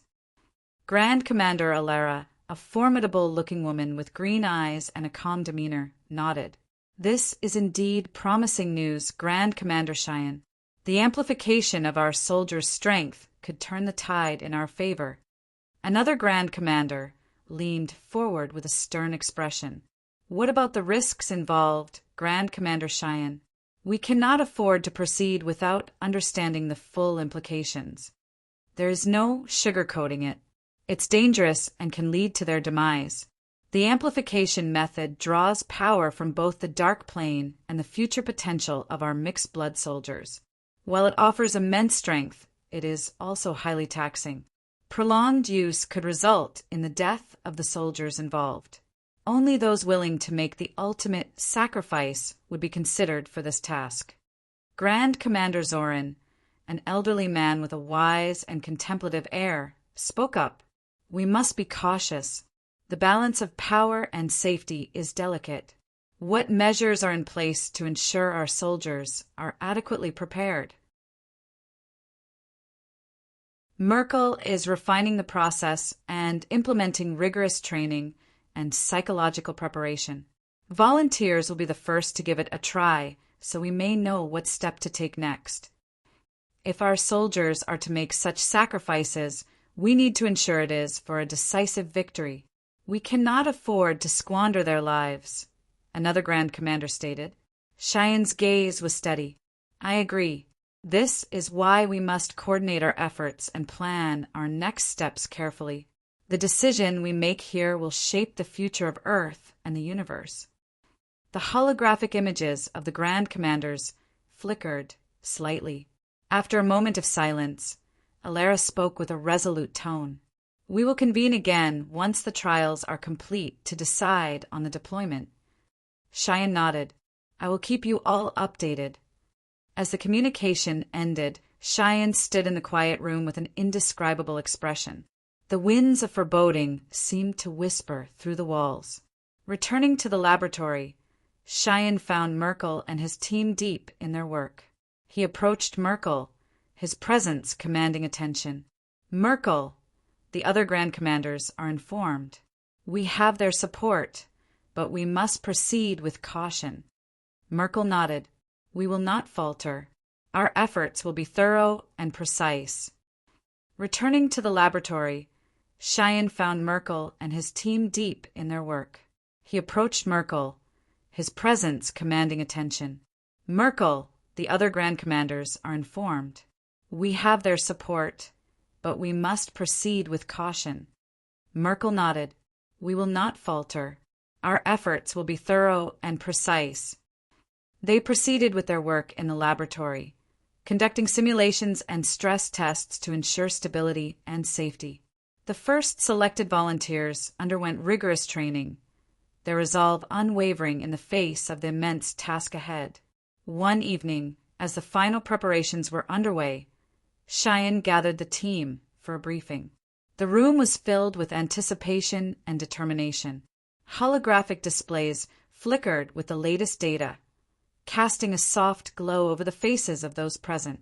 Everyone, Cheyenne began, his voice resonating with authority, we stand on the brink of a new era. The work you have done here is nothing short of remarkable. The time has come to take the next step. He turned to the volunteers. You are the best of us. Your courage and dedication are an inspiration. As you prepare to engage in these trials, know that you carry the hopes and strength of all of us. We are with you every step of the way. The volunteers stood tall, their faces reflecting a mix of pride and determination. One of them, a young woman named Kira, spoke. We know the risks, sir, and we accept them. For our people, for our future, we will do whatever it takes. Cheyenne nodded while smiling. Thank you, Kira. Your bravery honors us all. As the volunteers prepared for the trials, the laboratory buzzed with activity. Final checks were made, systems calibrated, and the amplification process initiated. The moment arrived, and the volunteers stepped into the controlled environment for the trials. The lab fell silent, every eye fixed on the holographic displays, tracking their progress. Seconds turned into minutes, each one filled with anticipation and anxiety. The data streams fluctuated, reflecting the intense energy transfer and the physical toll on the volunteers. Back on the desolate planet Humbad, the journey down the chasm had been arduous for Gustav and Miss Amy. The days stretched into a week, each one filled with the oppressive heat and the constant vigilance required to navigate the treacherous path. The walls of the chasm were lined with jagged rocks and strange, glowing symbols that seemed to pulsate with an eerie energy. The scent of sulfur drizzled across the air, and the distant rumble of magma pits provided a constant, ominous soundtrack to their descent. We've been descending for so long, Gustav remarked with a slightly distraught look. Are we ever going to reach the bottom? Miss Amy nodded. We're getting close, but it appears the bottom isn't what we expected. Look. Gustav followed her gaze and saw the chasm's floor ahead, but it was covered in a bubbling, magma-like liquid. Pillars of rock protruded from the molten surface, creating a dangerous and unpredictable terrain. The red glow from the magma illuminated the entire area, casting long, flickering shadows on the rocky walls. Be careful, Miss Amy cautioned. I'm sure it'll be fine. I just wish we could move faster. Gustav let out a little sigh. They moved carefully with deliberate and measured steps. The heat from the magma had risen to unprecedented heights, but they were still okay. The rocky pillars provided some stability, but they had to be cautious, testing each foothold before putting their weight on it. As they continued, the sights around them became more intricate. Debris from what looked like ancient structures lay scattered across the chasm, remnants of a civilization long gone. The pillars of rock protruding from the magma reminded him of a twisted, otherworldly landscape, like something out of a nightmare. Do you think this place was once inhabited? Gustav asked, his voice echoing slightly in the vast chasm. Miss Amy nodded. It's possible. If Dimension 6 was always located here, then it makes sense for the surroundings to have been formerly inhabited. They continued their cautious descent as the heat kept intensifying. After what felt like an eternity, they finally reached a relatively stable area near the bottom. The magma-like liquid was still everywhere, but there were enough solid footholds to navigate without stepping directly into it. I don't see much roads to move on, he said to Miss Amy, eyes scanning the area for a safe path. Just keep following me. They moved carefully, testing each step before committing to it. The bubbling magma hissed and popped around them, the heat radiating off the surface in waves. After days of navigating the treacherous chasm, Gustav and Miss Amy finally reached what appeared to be the real bottom. The landscape before them was a vast expanse of bubbling, magma-like liquid stretching across thousands of miles, glowing with a malevolent red hue. The entire scene was both mesmerizing and terrifying. Gustav was almost completely stark naked at this point. Inasmuch as he would have loved to take out another attire from his spatial storage space, using any form of energy could cause problems. Gustav stopped at the edge, staring out over the molten expanse. We can't move any further, his voice tinged with frustration. How are we supposed to find anything down here? You're tuning in to the Thunder Spear YouTube channel. Don't forget to subscribe and join us on this journey to catch the most captivating stories.